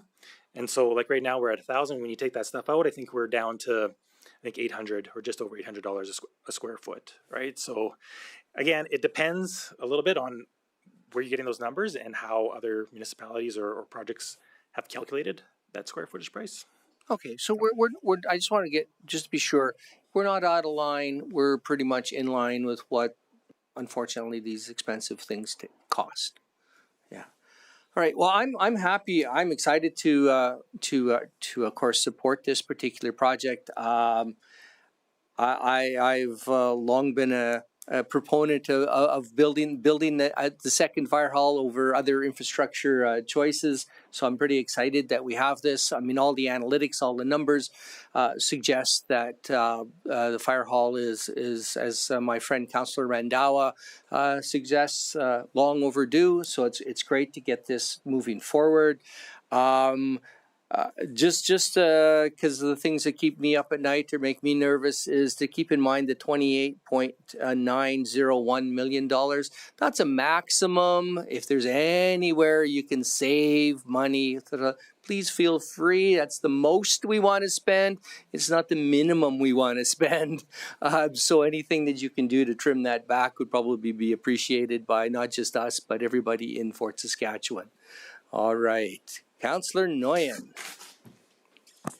Yeah, a little bit disappointed that no one else on council here right now is going to be looking at finding more economical ways to build this fire station. This to me is something that we need on the south side of Fort Saskatchewan, and the $31 million price tag with it is not build it once, build it right. It's build it once, build it right at whatever cost it takes. This conversation needs to be more about a capital project conversation, a 10-year capital plan of our city. Needs to be about our debt ceiling, property tax increases, and where we can be more economical to ensure that our other capital needs need to be met. We've been hearing from administration, our public works yard needs to be expanded, down the line of various capital projects of varying capacities. I'm a little bit surprised as well that the amount that we can levy from this project has gone down by 17%. And when doing the math on the original number of $25 million, which council agreed to send through the city for initial design on the building, and then taking into account the increase of what the current design is that we're looking at, residents are going to be paying $21 million as opposed to the $12 million that would have been levy funded as well, in part under that first model that we sent to the validation study. So I don't know if my math is exactly correct there, but there's a significant cost that is going to be deferred to residents and taxpayers. I do think that once again it needs to be built, and there is a great opportunity cost to building something of this scale and cost at this time. After we heard from the Bear consultants who presented us with our fire master plan, we have looked at the 35 recommendations, and I think the city and the fire department has done extremely well to accommodate a very high level and elevated level of service in Fort Saskatchewan, and keeps doing that. Just the scale of this building to me is not something that I'm going to vote in favor of right now. And I did have a motion prepared to have a look at it again for design work, and given the information that we've heard, that would only be a 3 to 4 month delay, and council could reconsider the cost of it. But for me right now, at the $31 million price tag with 4% property tax increase that we'd be looking at in the very near future, and $2.5 million operating costs, it's not something that I can get on board with right now. All right. Thank you, Councillor Nguyen. Any further questions or comments? All right. We'll move over to Councillor Randhawa to close then. Thank you very much. Thanks to all my colleagues for the comments. Appreciate the viewpoints, and thanks to the team, Chief, Paul, and co. Appreciate all the work that's gone into it. I don't want to reiterate everything I said. I think this has been going on for over 10 years. I think it's time we get it done. Let's move forward and let's invest in the future of this community. All right. Awesome. Then I will consider the motion closed. Please cast your vote.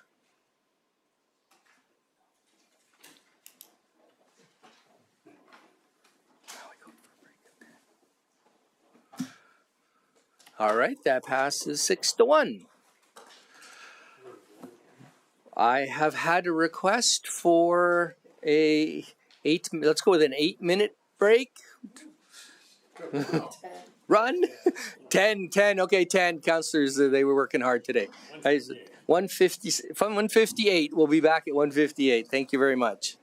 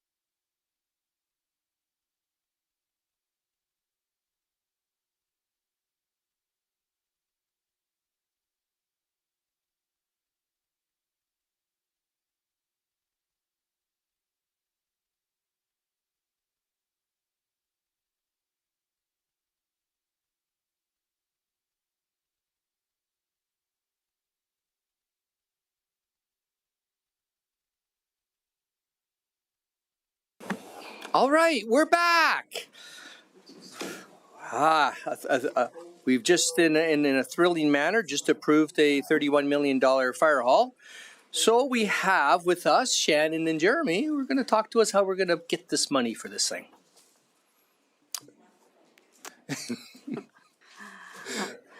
Good afternoon, members of council. I'm Shannon Andruko, Manager of Budget and Financial Planning. With me today is Jeremy Eamon, Chief Financial Officer. We are here today to present the information regarding the first reading of the borrowing bylaw C24-26 for the Helmuth Ritter Fire Station construction project. As a result of Council's recent approval to the construction of the Helmuth Ritter Fire Station, borrowing will be required to fund the construction costs. Under the Municipal Government Act, a borrowing bylaw must be passed before the city can borrow funds for this capital project. If Council gives first reading to bylaw C24-26, administration will proceed with the required public advertising process. The bylaw will then return to Council for consideration for second and third reading after the required advertisement period has been completed. The second and third reading currently is planned for August 25th, 2026 regular Council meeting. The borrowing bylaw authorizes the city to borrow up to a maximum of $28,901,000 to fund the construction of the facility. A portion of the cost is expected to be funded through developer levies. However, these funds are not available up front. Because the levy revenues are collected over time, borrowing is required to fund this construction. As levies are collected during and after construction, they will be used to offset project costs and reduce the net impact of debt servicing. Based on an assumed interest rate of 4.49% and a 20-year borrowing term, an estimated annual debt servicing cost is approximately $2.2 million per year, including both principal and interest. The final borrowing terms and interest rate will be determined when the funds are borrowed in accordance with the Debt Management Policy FIN 028-C. Administration recommends that Council gives first reading to bylaw C24-26, a bylaw to authorize borrowing for the Helmuth Ritter Fire Station construction project. This concludes my presentation. We are available to answer any questions. All right, thank you very much. First up, Councillor Blizzard. Not really any questions. I'm just ready to make the motion, if that's okay. Sure can. Okay, I make a motion that Council give first reading to bylaw C24-26, a bylaw authorizing the city to borrow up to $28.901 million for the construction of the new Helmuth Ritter Fire Station project. And in speaking to this, we just approved it and we can't really go ahead with it unless we do borrow the money. And I will trust that we'll get what's best for the city in terms. All right, thank you very much, Councillor Blizzard. Councillor Nguyen, you're up next. Yeah, so I just wanted to ask further questions on levies and when we're expecting them to be implemented and placed against the annual repayment. So what does that schedule kind of look like? Through to Councillor Nguyen, the levies come in as development happens. So they could come in very sparsely or they can come in really quickly, but it all depends on the development and the activity in the development area. So by the end of the 20 years, we're expecting to recover, well, I think it's $12 million or something like that. And then so that will be incrementally implied at the pace of development is That's what you're correct. saying. And then so in the next 5 years, is there an outlook or a projection on based on our rate of growth that you've already built? Is that so we have an understanding of how much we will be projecting to apply to cost of borrowing? Or is that not something you do? And maybe it's not. I don't have it readily available off the top of my head right now. Okay. Okay, thanks. All right, thank you, Councillor Nguyen. Councillor Harris. When it comes to debt, there's good debt and bad debt. This, in my opinion, would be good debt because we are taking on the debt to ensure the safety of our community. So from that standpoint, I'll support the borrowing at first reading and also at second, third. So thank you. Awesome. Thank you, Councillor Harris. Councillor Ketcher. Okay, so two things. Yes, this is generational debt, so people will be continuing to pay for it as they move into our community and build their homes and things like that. So that only makes sense that we don't have to pay for it all. And the second thing that I just wanted to mention, when we built the Dow Centennial Center, so when I got my first tax bill, it had the line item on there of how much the DCC construction was, and I think it was about $140 when it started. And then by the time we got to the end of it, because there was so much new growth, it was down to like about $35 per year. That would be the same for the tax base on this as well, wouldn't it not? Yeah, through to Councillor Ketcher, that is correct. As growth comes, that could reduce the payment or the amount that the residents have to pay. Yeah, good. I just think it's something for people to understand that the growth of that does help pay for that, so that it actually reduces what we're going to be paying for it. Okay, thank you. Awesome. Thank you, Councillor Ketcher. I'll just chime in here. I just have a few questions because, of course, financing and talking about bonds, it does excite me quite a bit. Can you kind of explain to me where the 4.49% borrowing assumption comes from? Sure. Through to Councillor Wesley. That comes from the provincial loan program. That was dated June 1st. Since then, when I checked the interest rates yesterday, it's actually sitting at 4.30. So there is a reduction, but as you know how interest rates go, it's up and down.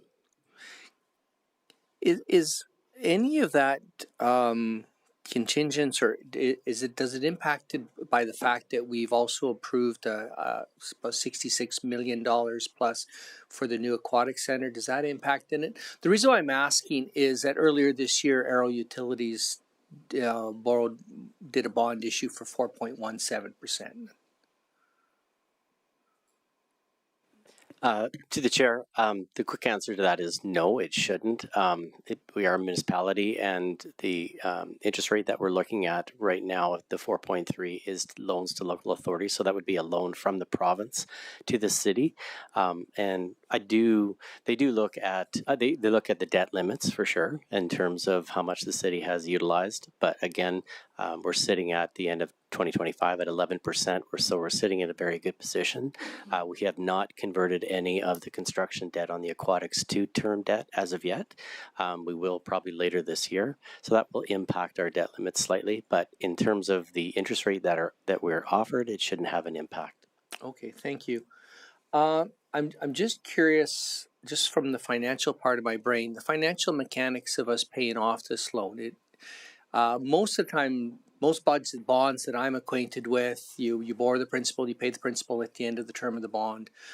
Is this one's structured differently, that where we're paying principal throughout the term? Yeah, this is a blended through the provincial program. It's a blended payment, so it includes both the amortization and the principal. Okay, and is there any scope for, let's say, developer, I think it's to Councillor Blizzard's question earlier, that if developer levies happen to flow in a little bit quicker than anticipated, is there any clauses in that particular financial instrument that allows us to hasten the principal payment?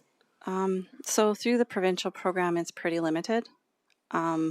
There's usually a hefty penalty if you wanted to pay the debt down quicker. There's also other options that we can look at with financial institutions with different terms. And that's something that we will be looking into to ensure that we have the most flexibility and the benefit of the city as a whole. Okay, awesome. Thank you very much. Not seeing any other questions. Councillor Blizzard, did you want to close? You're good? Okay, the motion's closed. Let's cast our votes.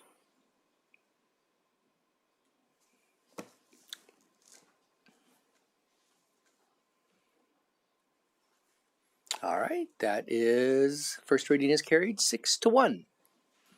Awesome, well, thank you very much.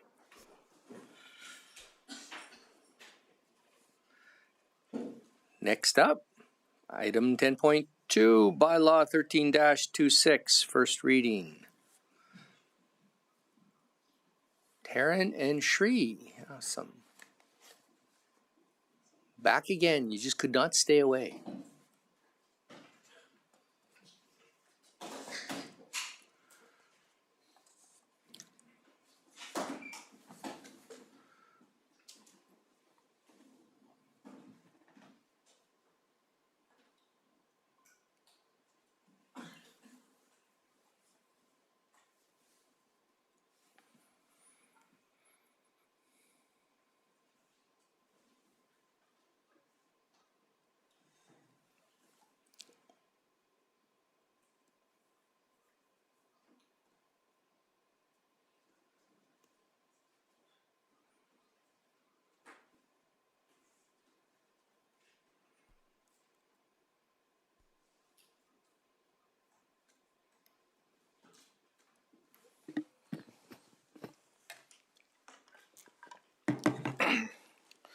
So good afternoon, Council. My name is Terrence Samra.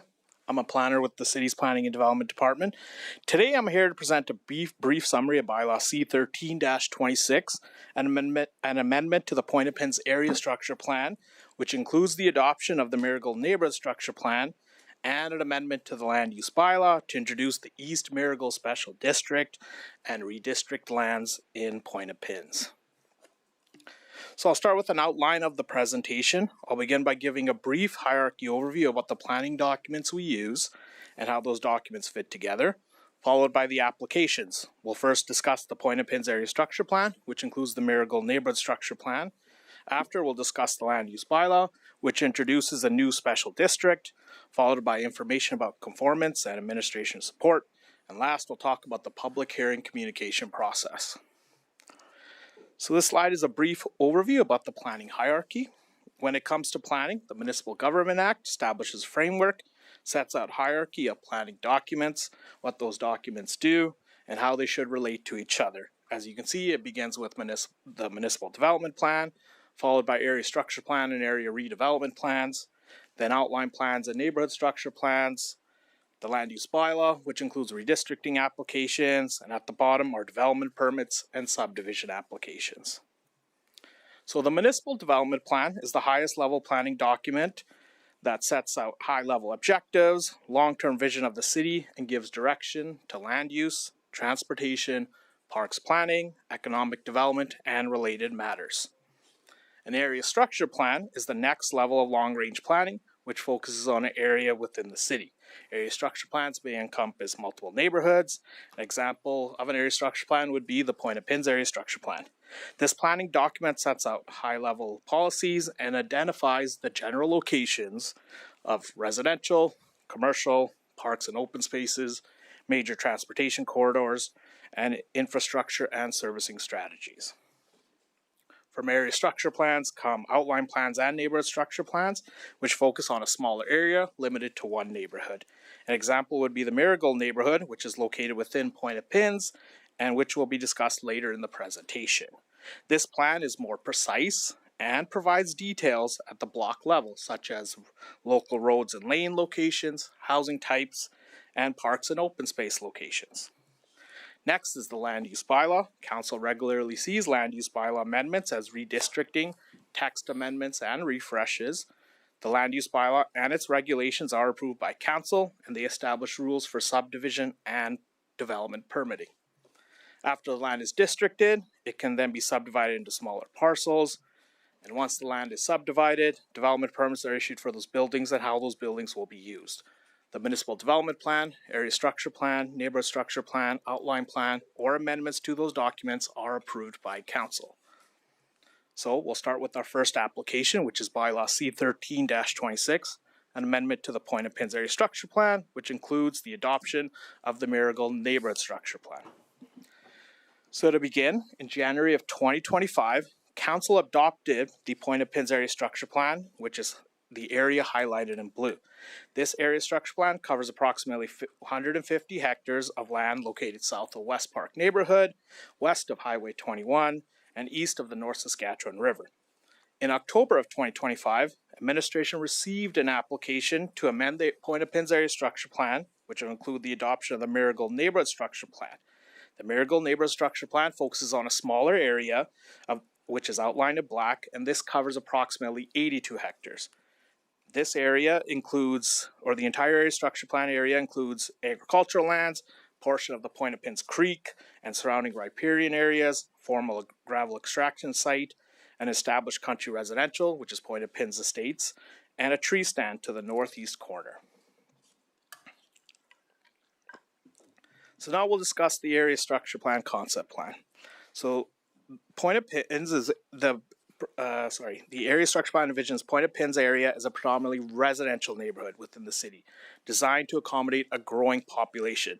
At full development, the area structure plan would accommodate approximately 3,900 residents with 1,600 dwelling units through a variety of housing types, such as single detached, semi-detached, townhouses, and apartments.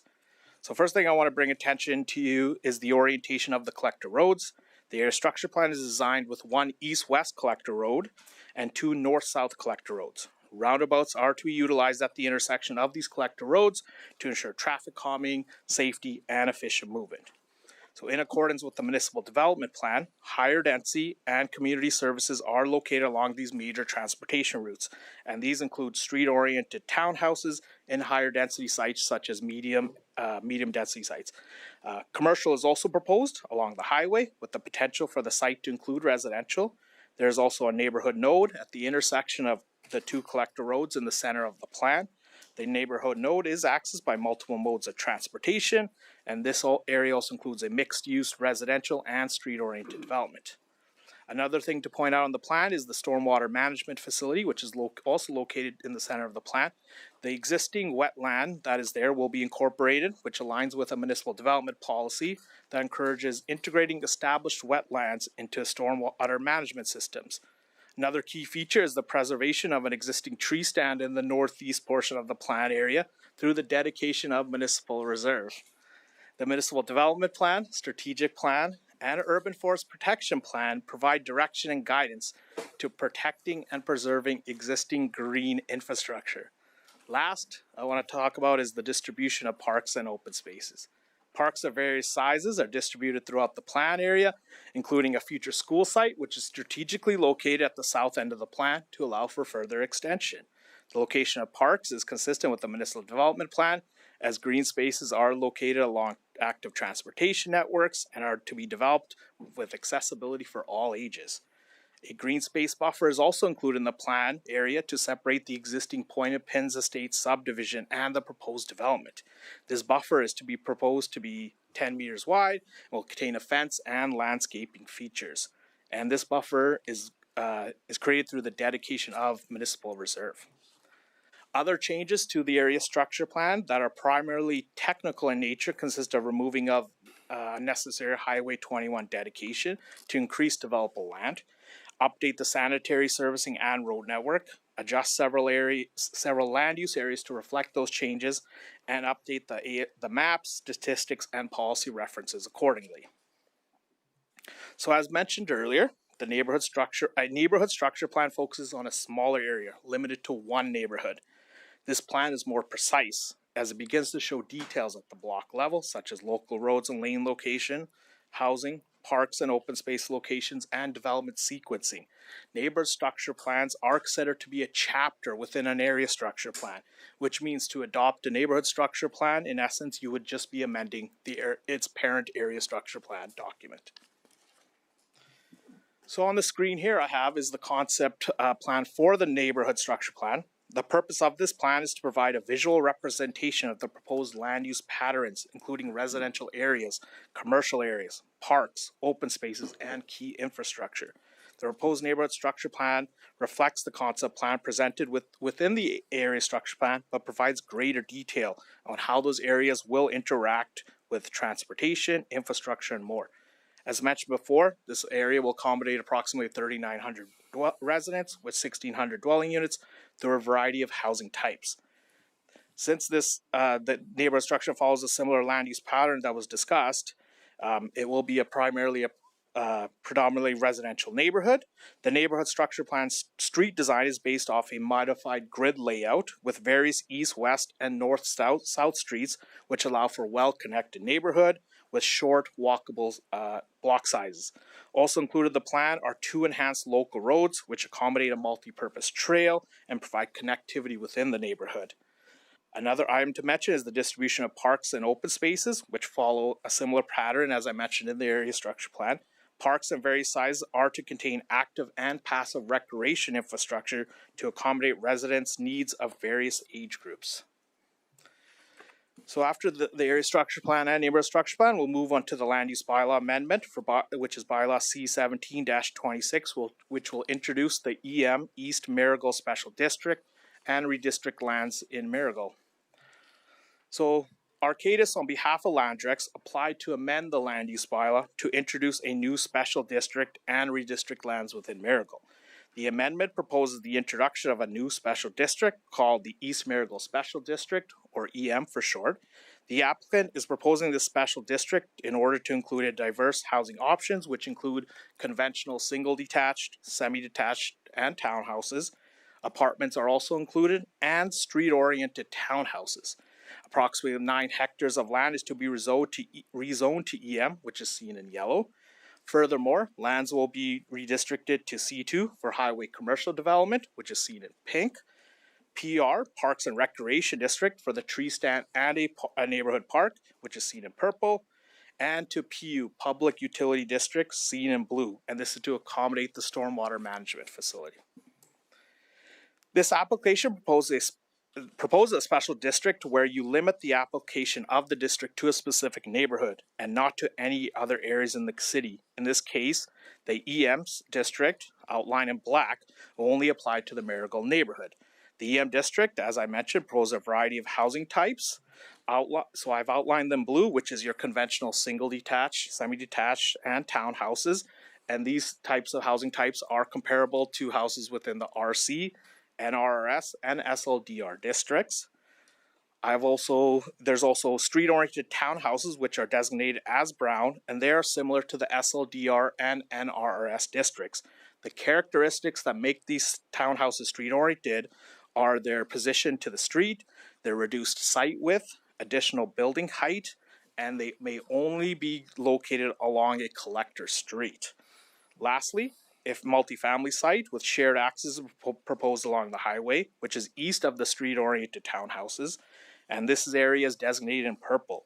The multifamily site may have a mix of apartments and townhouses of a variety of sizes, but they must remain aligned with the density requirement within the neighborhood structure plan. So based on the details of the municipal development plan, area structure plan, and neighborhood structure plan, administration supports the amendment applications. The proposed area structure plan amendment and neighborhood structure plan were developed following the terms of reference for preparing area structure plans and neighborhood structure plans. The amendments also align with the municipal development policies by locating higher density along major transportation, distributing and connecting parks and open spaces to the existing network, integrating mixed-use development, providing community amenities within short walking distances, and providing variety of lot sizes and housing forms which provide choice for residents. Should council give first reading to the bylaws, a public hearing will be advertised in the Fort Saskatchewan Record. Landowners within 100 meters of the area structure plan area will be delivered a notice with approximately 130 letters to be delivered. Copy of the proposed bylaw will be available on the city's website, and the target date for the public hearing is July 21st, 2026. And the recommended motions is that council give first reading to bylaw C13-26 and C17-26 as described in the council report, and further that a public hearing be scheduled. And that concludes my presentation, and administration is here to answer any questions. Awesome. Thank you very much. Councillor Harris. I have a couple of questions. The first question relates to the Point of Pins area structure plan. I went through it in great detail, as I'm loath to do. But in section 5, implementation on page 81, there's a statement which I kind of was confused by. The purpose of these policies is to ensure the City of Fort Saskatchewan and the City of Edmonton engage in a coordinated planning process. The City of Edmonton is nowhere near this area structure plan. We're separated by a river, we're a long ways away. If anything, we're closer to Strathcona County than we are the City of Edmonton. How could we have something like the City of Edmonton referenced in here about an intermunicipal coordination on the ASP? I've never seen anything like that in any of our other ASPs. There's certainly nothing in the West Park area structure plan, and I can't see why it would be in here. If anything, I think that's an error. So can you comment on that? Through the Deputy Mayor to Councillor Harris, the reason why the City of Edmonton is listed here is they would be technically, if it wasn't for the river, they would be abutting this area structure plan. So they are the only other municipality. Strathcona is separated from this area structure plan with by a quarter section, and Sturgeon County is further up the river. So that's why Edmonton would be included. As to why mentioning Edmonton, we like to ensure that for someone else who's doing, say, work with the area structure plan, that they are aware that they would have to consult with Edmonton, or in this case, engage with them. So that's why it's to ensure that that work is done. If there's any further questions or concerns about from council of why we should not include, then if it's the wish of council to change that, that's something that could be brought forward. I'm not going to argue with you, but that's a mistake. I can't see any reason to have any conversation with the City of Edmonton about anything in this area structure plan. Not one reason. None of our other subdivision, none of our other developments have ever done that. I asked the Deputy City Manager about this morning. She said something about the fact that there is a possibility of a transportation corridor coming across from Edmonton over to Highway 21 at some point in the distant future. That would be so far in the future, I can't see that. So I'm pointing this, I'm flagging this for administration. I think that should be removed. I think it's an error. I don't see we have any need to communicate with the City of Edmonton. And as a matter of fact, we're in the process of not going forward with an intermunicipal development plan with the City of Edmonton through their concurrence and through our concurrence. So I don't see there's any need to do intermunicipal planning with the City of Edmonton. Second question relates to the neighborhood structure plan. And I read, I think everybody knows that I don't support that tree stand in the neighborhood structure plan. I think it's a mistake. I think there's a better and higher use for that property than those trees. Those trees are common root. They would grow if you didn't cultivate that or develop that quarter section. Trees would grow there. It's just the way it is. But there was a statement, policy 4.5.10.6, and it says SEPTED, which is basically, I think we all know what SEPTED is. Principles shall be integrated into the sites within the plan area where public activity and gathering will occur, such as parks, multi-use trails, open spaces, and within the neighborhood node. So when you look at that, SEPTED obviously is looking at ensuring that there's safety.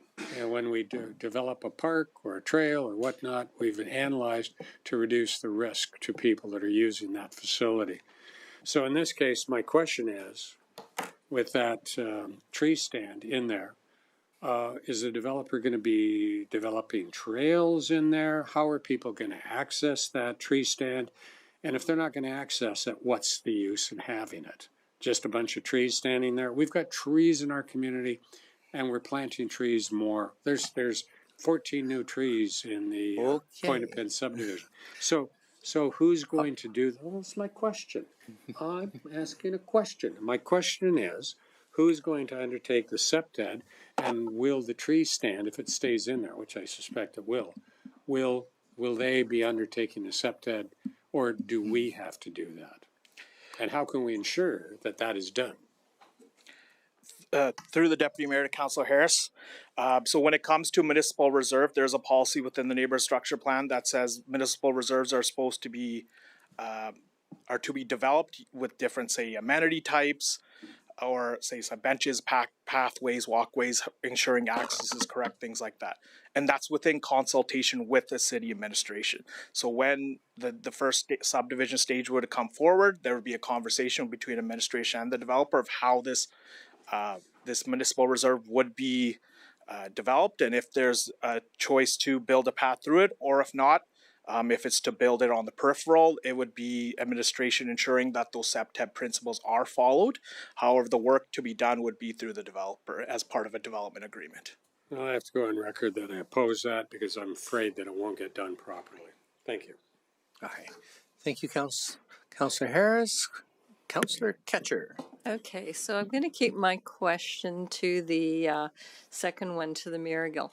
We're currently going through a land use bylaw update. We're creating a whole bunch of new land uses.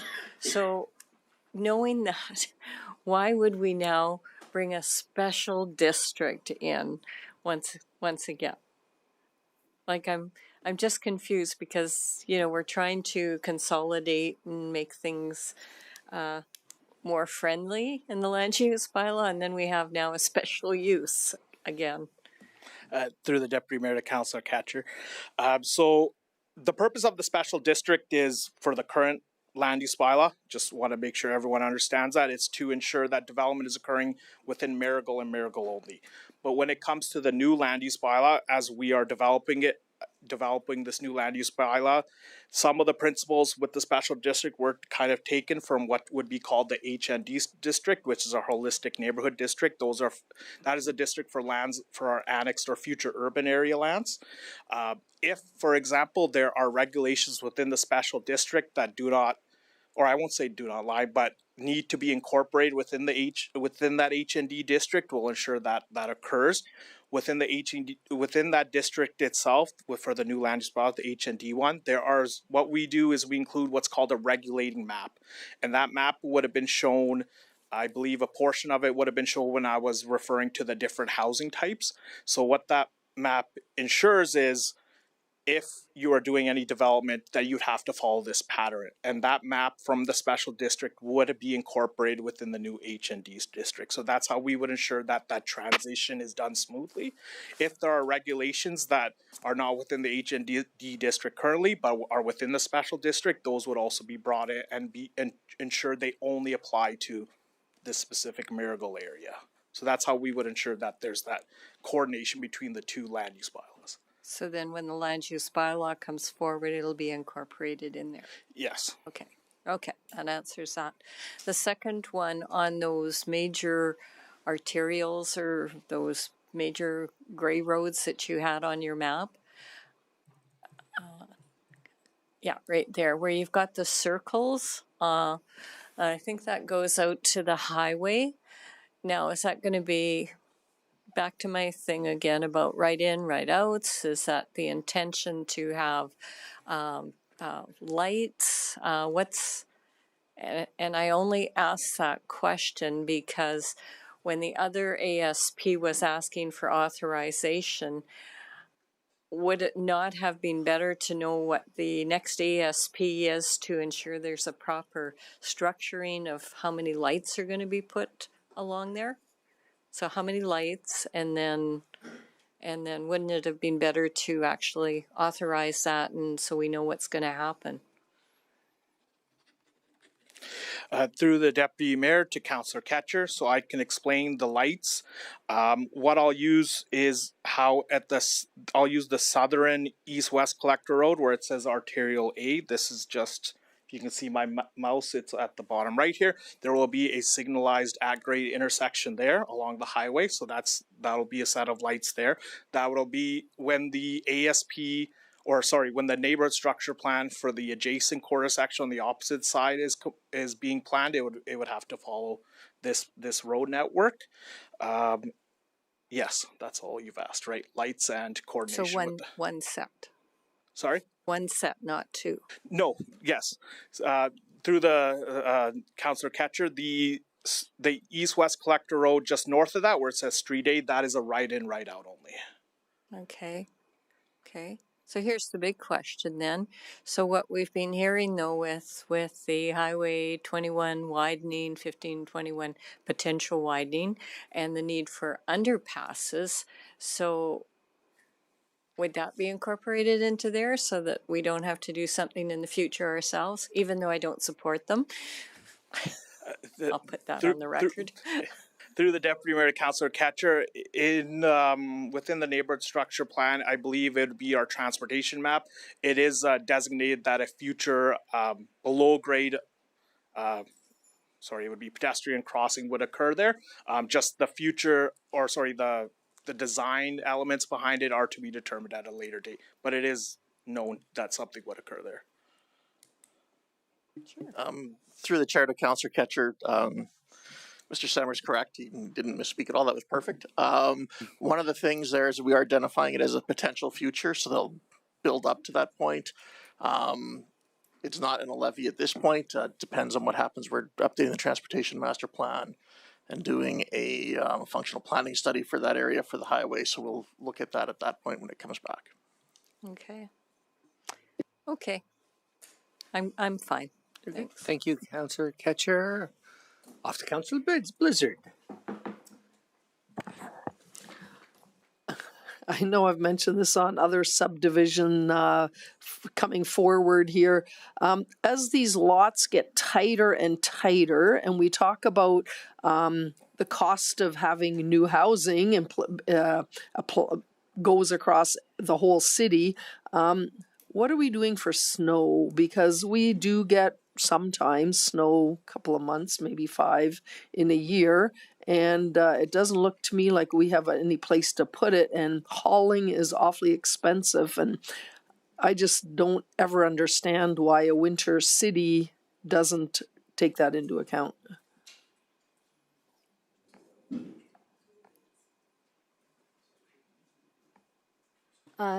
Through Deputy Mayor to Councillor Blizzard. So the narrow lots, we only allow them along the collector arterial streets, and they are usually they have lane access. So the snow is hauled from those lanes, and there is a street parking available for that. So when you have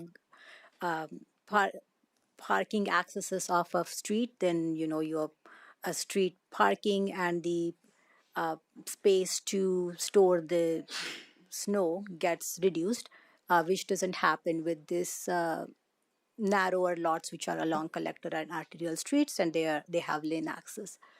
And then when the neighborhood is designed, the cost of operations is also taken into consideration based on the length of the roads and stuff like that. So all that things get measured and calculated in the financial analysis. So do these all have boulevards so that snow can be stored on the side of the road, or are they where the sidewalks are kind of butt up right against the road? So major roadways like collector and arterial streets would have boulevards. But the side streets don't. So maybe Mr. Schaefer can answer this. I just, it always floors me that we don't have something designed not to haul snow. So through the chair to Councillor Blizzard, in terms of boulevards, there's boulevards in all streets now. Sidewalks are always set back, so there is a boulevard space. We don't have them up against the curb anymore. So there is some space there for snow that gets taken up fairly quickly, and then Public Works has plans and how they deal with that snow from there, whether they have to haul or move it to somewhere else. Okay, and do we not amend the bylaw for having cars move more quickly so that we can say no parking on the road so you can actually push it to the side? Because that's the second issue is, okay, we have boulevards, but if it's full of cars, there's no place to put the snow either. I'm not sure of the operational side of that. Okay. Through the chair, I can weigh in on that one. That is something that's being considered right now as part of the motion that council approved earlier this year. Okay, I remember talking about it. I guess it's not through yet. The other thing is, as I was reading this, it said in here 35 dwelling units per hectare is the minimum. I thought that was more of an average and not a minimum that, gee, you can't have even less than that. And I look at that and I look at Pineview, West Park. My guess is that our dwelling units per hectare might be 10 or 15, maybe 20, and here we are jumping to 35, even though we don't have an EMRB anymore.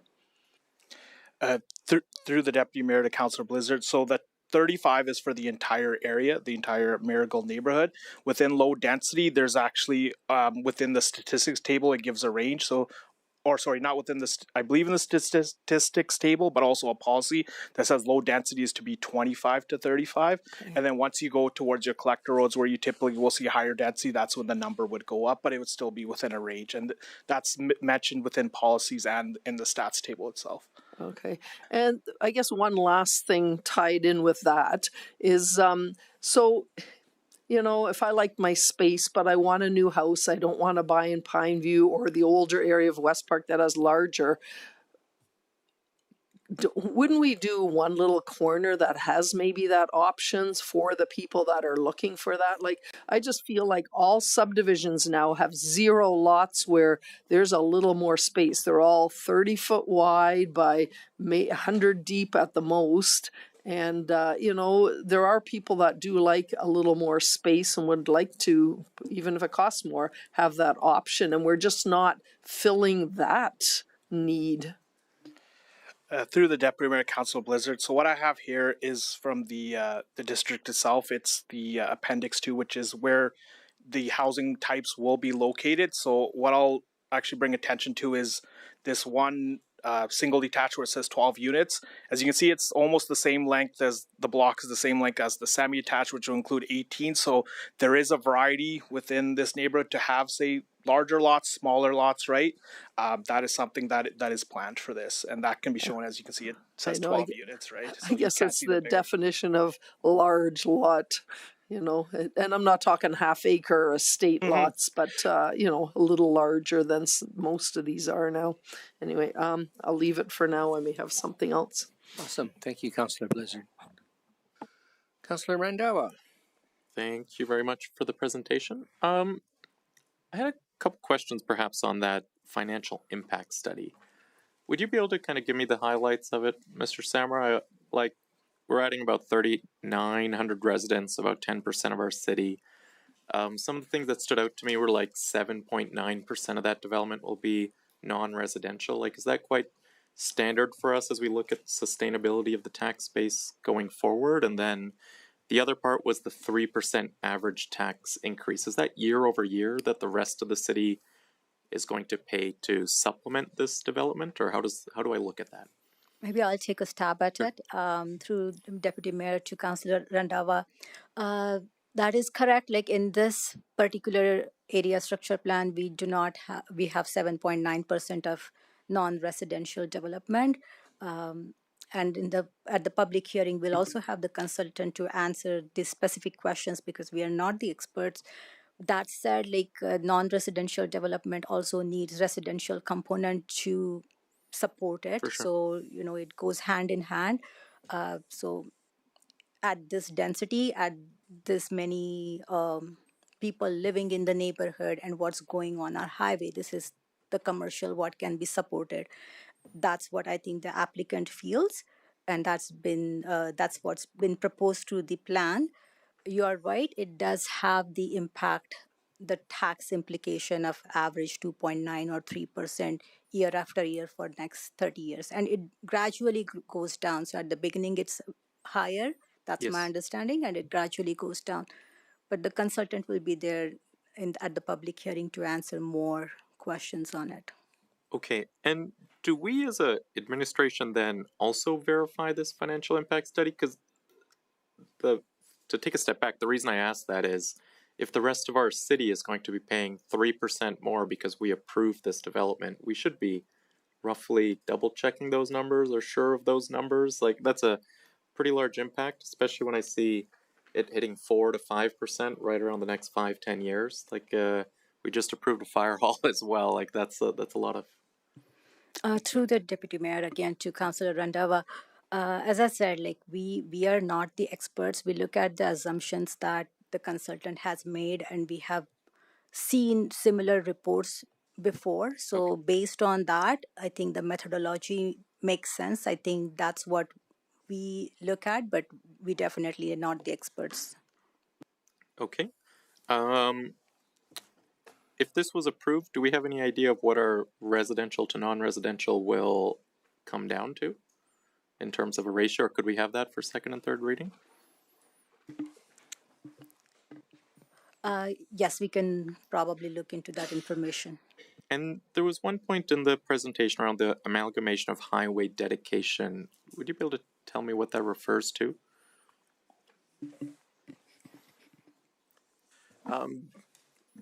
Through the chair to Councilor Randhawa. So it's a long, I think in the original ASP, it showed a widening of the highway right away. We looked at it, that right away is already 90 meters wide. We don't need more land to expand the highway beyond the 3 lanes or 6 lanes that's already planned. So it was just to bring that buffer back in, so we're not taking more land and creating a much wider corridor than we need. Okay, and so that amount of buffer currently will suffice for the foreseeable future? That's correct. It's wider than any of the other areas coming in north through the city as we widen out to 6 lanes. Okay. And my other question, no, I'll drop the last question. Thank you very much. Yeah. All right. Thank you, Councillor Randhawa. Councillor Nguyen. I was just going to read in the motion, so if you want to jump to Mayor Macon and then come back. Sure to me. can. Mayor Macon. I was just going to read in the motion. Go ahead, Councillor Nguyen. Okay, well, we'll defer to rank since you outrank Councillor Nguyen. We'll give you this distinct privilege. Oh, well, all right then. He can do motion 2. How about that? I'll start with the first motion that council give first reading to bylaw C1326 to amend Point O'Pin's area structure plan bylaw C1824 as presented. Did you want to speak to it? Only to say I'm putting it on for first reading and look forward to the public hearing, more debate. Okay. Thank you. Any further comments from councillors? Okay, I'll consider that motion closed. Please cast your vote.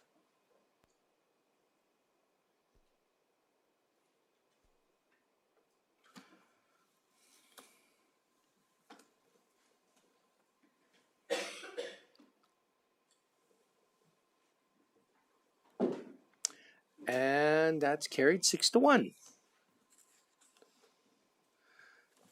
All right, Councillor Nguyen, did you want to move the very long one that Mayor Macon stuck you with? Appreciate you, Mayor Macon. I'll move that council give first reading to bylaw C1726 to amend land use bylaw C2320 by adding special district EM East Marigold Special District and then redistricting portions of B, C, D, and E. How's that? Sounds I good. think they're, yeah.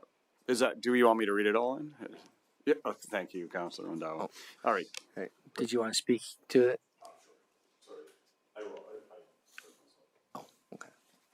Yeah, this is just a redistricting and NSP level amendment or application for public hearing so that natural progression of land development can occur according to the ASP. So, all right. Happy to read it. Thank you, Councillor Nguyen. Any further comments from councillors? All right, we'll consider it closed. Please cast your vote.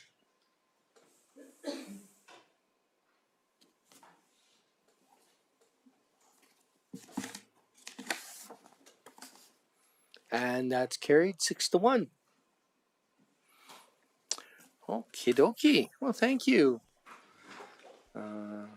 Taran, Shri, are you sticking around, Shri? All right. Substitute one planner for another planner. In comes Scott. Talk to us about bylaw C26-26.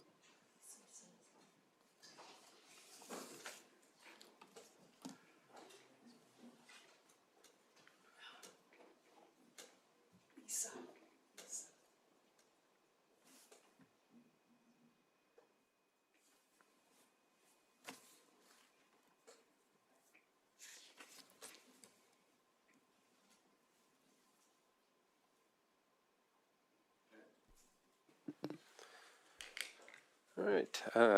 Thank you, Mayor and members of council. So my name is Scott Purich. I am a planner with the Planning and Development Department, and I am here to present a summary of Bylaw C26-26 for first reading, which proposes an amendment to the land use bylaw to redistrict the former Dr. Turner Lodge site. So I will begin with the location of the subject lands, followed by a review of the application, including the proposed direct control district and redistricting. I will then discuss policy alignment, the public hearing process, and conclude with the recommended motion. The subject site is located on the former Dr. Turner Lodge lands. It is situated along the east side of 101 Street, south of 98th Avenue, and adjacent to the Fort Saskatchewan Elementary School and west of existing low-density residential development. So the application proposes to redistrict approximately 1.32 hectares from the PS or Public Service District to the new DCA-23 Direct Control 101 Street Multi-Unit Residential District. The district is intended to facilitate residential development in the form of the apartment use. The existing PS district generally permits institutional uses, but does not allow for residential development. The bylaw would add a new section to the land use bylaw in order to establish the DCA-23 district. Permitted uses include apartment, community service facility, child care facility, and home office, and discretionary uses include health service, personal service, professional, financial, and office service, and retail store. Key regulations include maximum front yard setbacks of 4.5 meters along 98th Avenue and 3 meters along 101st Street. These front yard maximums will force buildings to be situated towards the roadway and away from the nearby residential. Additionally, there's a minimum rear yard setback of 7 meters and an increasing side yard setback based on the building height. Additionally, the district proposes a maximum building height of 16 meters compared to the 14 meters allowed under the PS district. Some of the regulation provisions include parking requirements, which are similar to the DCA 09 district, which is a previous Heartland Housing multi-unit development. Additionally, this district requires dedicated bicycle and guest parking, required common amenity space, enhanced architectural requirements, and a provision limiting the commercial uses to the ground floor. Administration has reviewed the proposal against the municipal development plan. The site is designated as downtown fringe, and the proposal aligns with policies supporting increased housing diversity and mixed development. I would also like to note that section 6.3.27 of the MDP specifically notes the site for redevelopment into a high-density residential development with potential for commercial and community amenities. There are no area structure plans or neighborhood structure plans for this area. If council gives first reading, a public hearing will be advertised in accordance with the Municipal Government Act. Notification will include newspaper advertising, mailed notices to landowners within 100 meters, and publication on the city's website and social media pages. The target hearing date is August 25th, 2026. And administration is recommending that council gives first reading to bylaw C26-26 to amend the land use bylaw and further that a public hearing be scheduled. And with that, I'd be happy to answer any questions. Awesome. Thank you very much. First up, Councillor Blizzard. I'll make the motion if we want to open up discussion. Go for it. Okay, I make a motion that council give first reading to bylaw C26-26 to amend land use bylaw C23-20 as presented. All right, would you like to speak to it? Yeah, I'm not sure I'm 100% sold on all of this, but first reading should pass and then we can get some more information. And to me, as we were going and I was looking at the pictures, while I understand you want the building maybe closer to the road, because it's 4-story and that might affect residential. I also saw in a lot of the comments that there was definitely a concern about lights from parking and a parking lot. And so I'm not sure if that's the big answer. And 10 feet, like 3 meters, that's 10 feet. That's really close to the lot. Like I know the city has a right of way, so what that is in actual, I'm not sure, but it just seems really close to that road too. So, maybe we'll get feedback from residents too, or maybe they need a minimum of how many units are built on this site to make it a go. But it seems like a lot of units, and just how it's set up, I'm not sure I'm 100% sold on it. But we'll make the motion. Okay, thank you, Councillor Blizzard.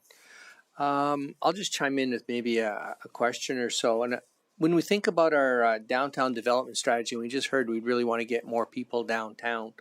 Does a development like this help drive that a little bit? To the deputy mayor, yes, it's bringing in bodies into the downtown area, bringing in potential commercial uses on the ground floor there, potential services for people as well. It promotes walkability. Some of the regulations are meant to, as kind of mentioned, the maximum front yard setbacks are meant to promote some of that walkability along the street there as well. So yes, that is part of the intention or goals with this. Okay. And I think I read that there's a traffic impact assessment underway, but is there any indication that traffic, from an administration point of view, from your experience point of view, the traffic will be a big issue with this particular development? To the deputy mayor, there'll be impacts, but not expecting large or severe impacts. We're kind of, administration is expecting the TIA to support this, and we'll know further once we have that. Okay, awesome. Thank you, Scott. Councillor Harris. Is there any requirement for underground parking on a facility like this? Can we compel the developer to provide underground parking as part of their parking allocation?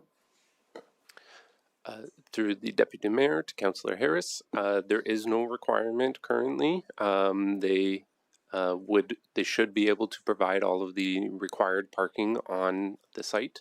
If council decided to, they could make that a requirement. I don't know how that would affect the finances of this, the feasibility. But so we're talking about 80 units, more or less. Through Deputy Mayor to Councillor Harris, yes, around 80 units. Yeah, and you touched on the parking in the report relative to that sort of stuff. So ultimately, refresh my memory publicly here.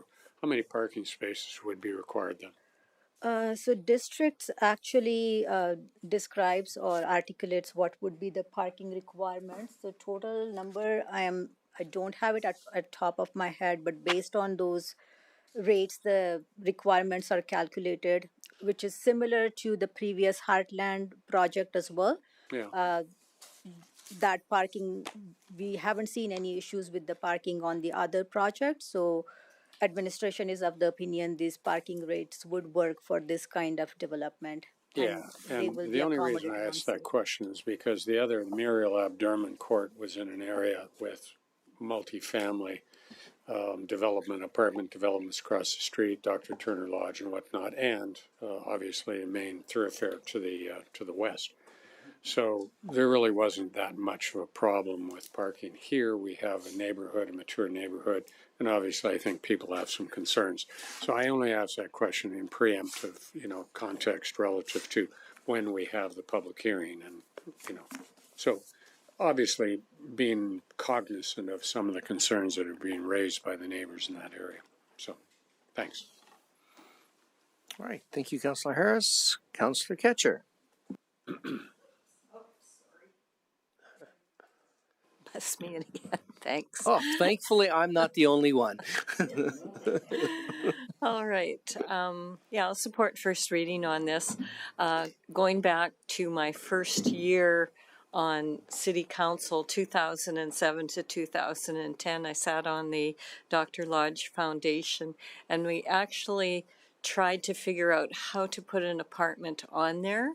But back in those days, we couldn't figure out what we were going to do with all the seniors that lived there, how, where we would get the funding and everything. And that's why we actually were able to get funding to build the new lodge, which is 4 stories and that. So back as far as 2007 to 10, there's always been the thought of having greater density on that lot. So I'll support first reading. Thank you.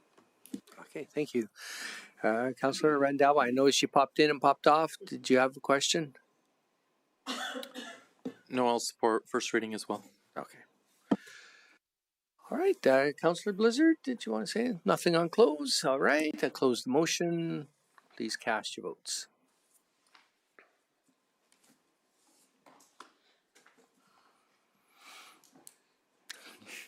That carried unanimously. All right. Thank you, Scott. Thank you, Shri. Next item, any councillor notices of motion? No, that was in the consent agenda. Yeah.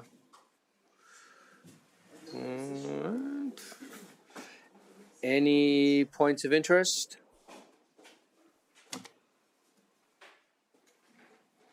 Sorry, there we go. Gotcha. Councillor Ketcher. Okay, I'm going to hit the elephant in the room. Canada Day, although wet, was very good. So I think staff did a really good job with that.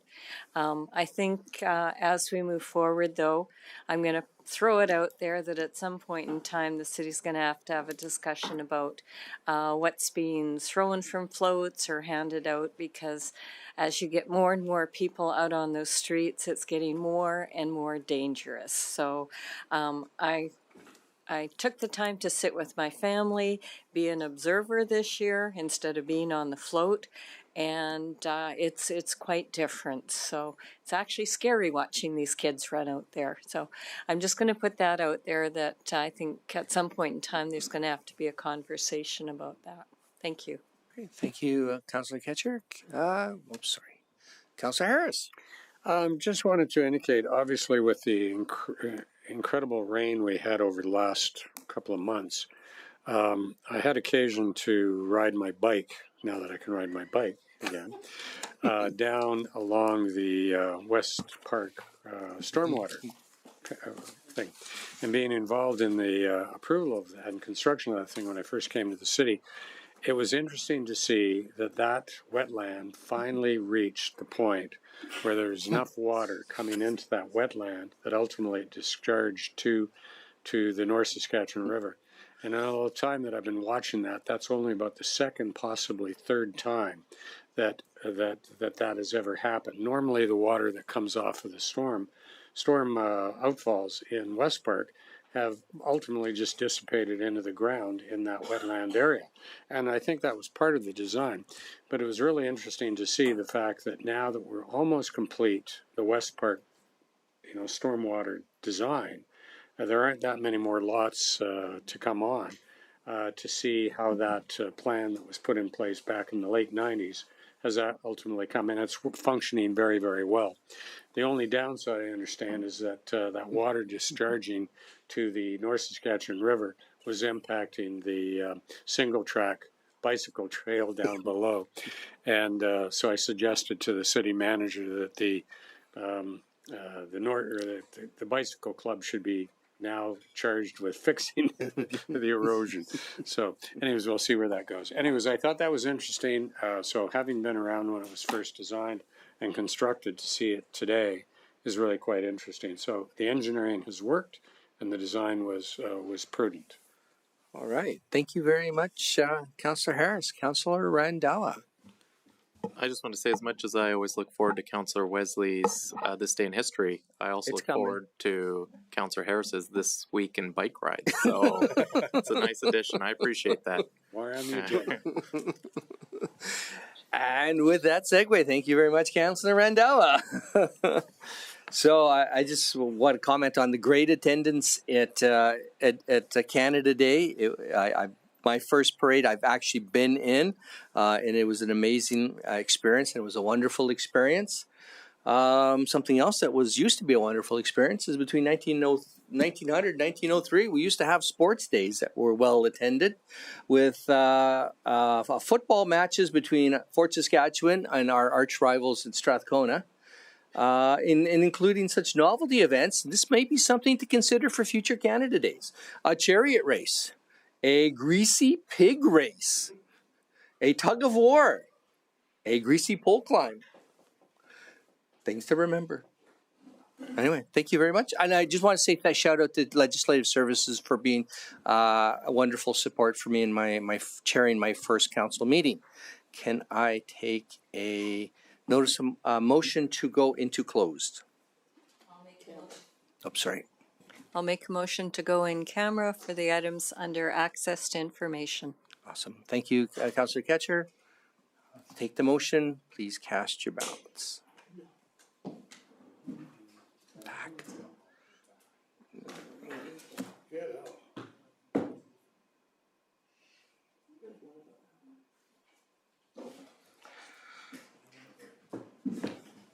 All right, that's carried unanimously.